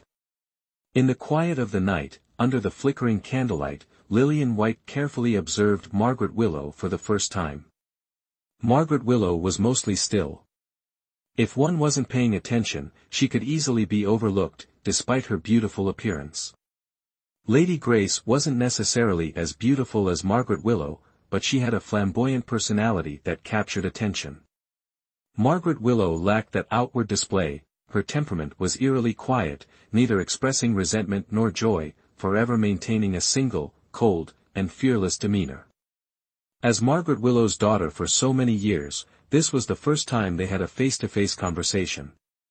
Lillian, you don't like the prince, but you like Julian Carter, is that right? Yes. But I can see that the prince likes you, Lillian. Lillian White was stunned. Feelings can't be forced, but sometimes, forced acceptance is possible. Lillian White said, Mother, you don't understand. Loving Ethan Moore was something she couldn't do. Even if it was forced, she couldn't force it. Her heart was ashes, unable to be revived. Margaret Willow sighed. Lillian, I've never forced you to do anything. However, what's done is done. Try a little, and it will be good. Like how you've seen it through.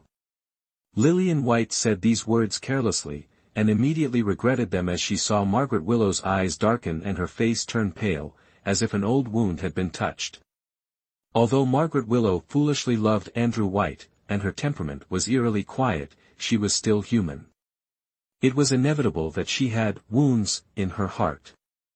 Lillian White apologized. Mother, I'm truly sorry.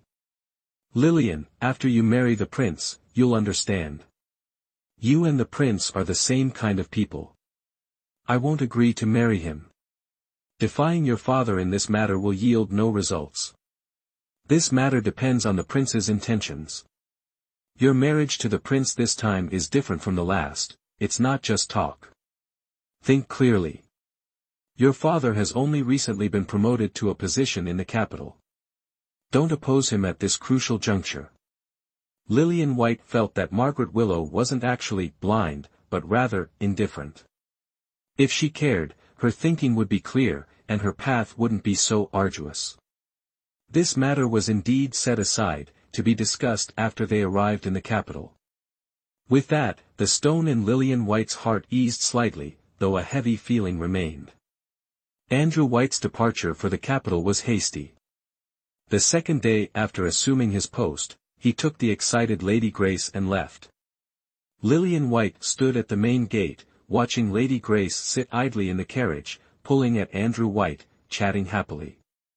Margaret Willow stood there, smiling at them. Lillian White thought that perhaps Margaret Willow's heart was bleeding. Watching the person she gave her sincere affection to be intimate with someone else. The carriage grew increasingly distant, and Margaret Willow watched it depart until it vanished from sight.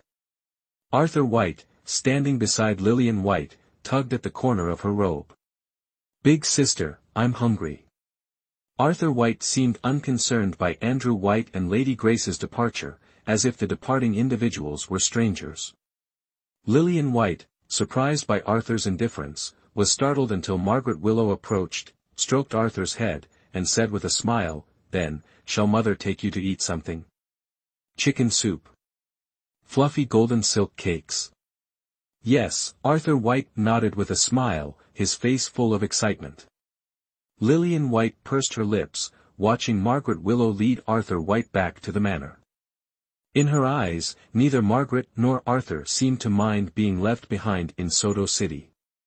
Perhaps she was the only one who cared. Did it truly matter who Andrew White took to the capital first? After Andrew White and Lady Grace left, Lillian White's days were incredibly comfortable.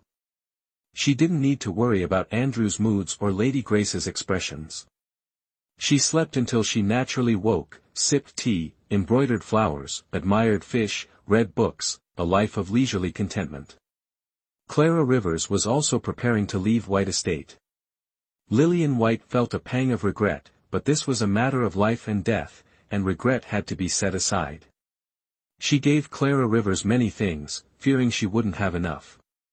Clara Rivers, wanting to avoid attention, chose to leave discreetly through the back gate at night. The third watch bell rang out as Lillian White bid farewell to Clara Rivers at the back gate. "Are you planning to go to the child's father?" Lillian White asked. Clara Rivers shook her head. "Is the child's father your cousin?" This was a question Lillian White had always wanted to ask, but due to previous circumstances, she had held back. Clara Rivers froze, lowering her head without speaking. Silence was acquiescence. Although Lillian White considered the matter confirmed, she didn't pry further. It was, after all, Clara's private affair. She patted Clara's shoulder, pondered for a moment, and said, "A child can't be without a father. If possible, follow my successful path, be persistently shameless." Clara Rivers was taken aback. Either find the child's biological father or find a man to marry. Clara Rivers blushed. "Wouldn't that be asking someone to foolishly raise my child for me?" "Exactly. That's what I mean by persistent shamelessness.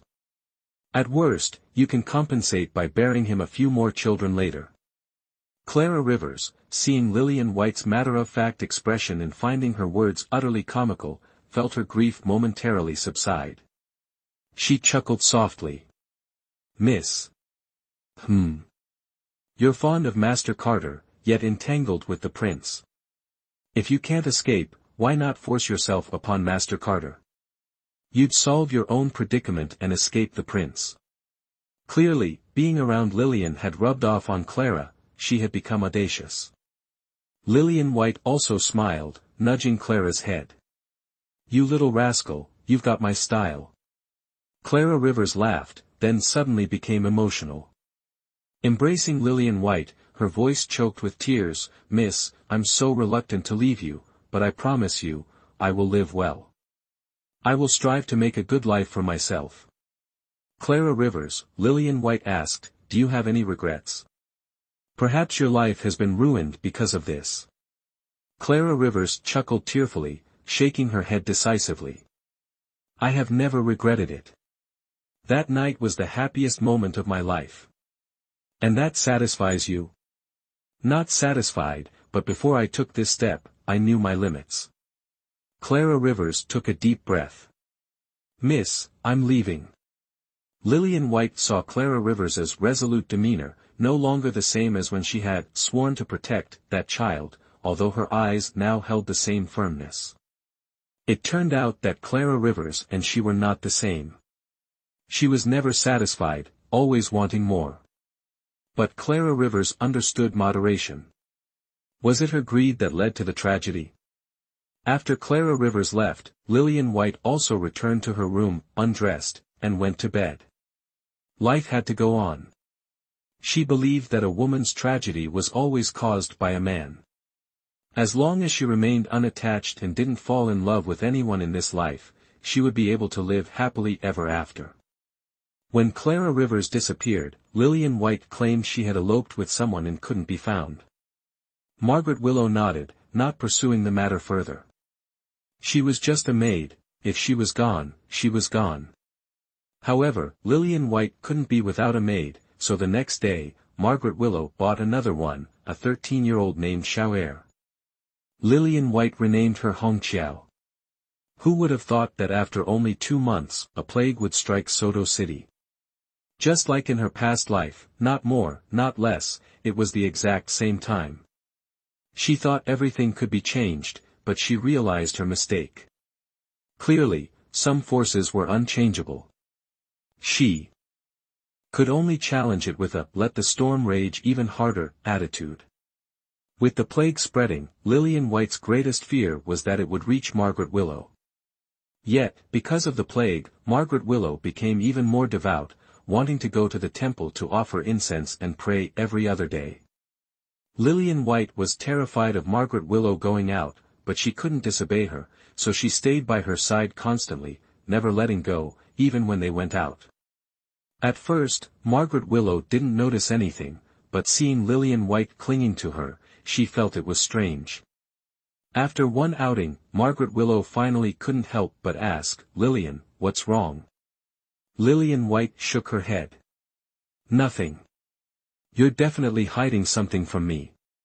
Tell me." Lillian White parted her lips slightly, thinking for a moment.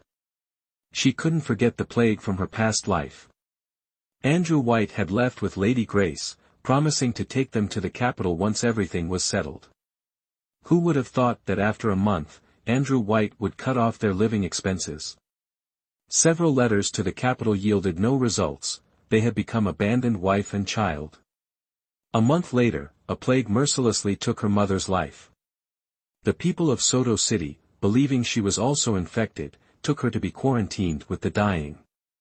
Fortunately, she escaped quickly, successfully fleeing Soto City with what little money she had to find Andrew White. Reborn, this time, Andrew White hadn't cut off their expenses yet. Although the funds were suddenly reduced, they could at least have food and warmth. As long as she could ensure Margaret Willow escaped this fate, she could rest easy. Lillian White said to Margaret Willow, "Mother, this plague is fierce. We can't take it lightly. Just in case, let's wait until the plague passes before we go to the temple, okay?" Margaret Willow pondered for a moment, with Buddha's protection, how could that filth enter Whitehorse Temple? "Mother, this matter," before she could finish, a young monk shouted, "Senior brother, what's wrong with you?" They all turned to look. A monk from Whitehorse Temple collapsed, his face pale, his lips even paler, his temples sweating, his whole body trembling, exhibiting symptoms remarkably similar to the plague. Lillian White was terrified. The abbot of Whitehorse Temple arrived and ordered the monks and pilgrims to step back and not approach. But after a few moments, the trembling monk on the ground stopped breathing. Not long after, officials arrived. The newly appointed magistrate, faced with this grave matter, issued a resounding order, sealing off the entire Whitehorse Temple. No pilgrim or monk inside could leave.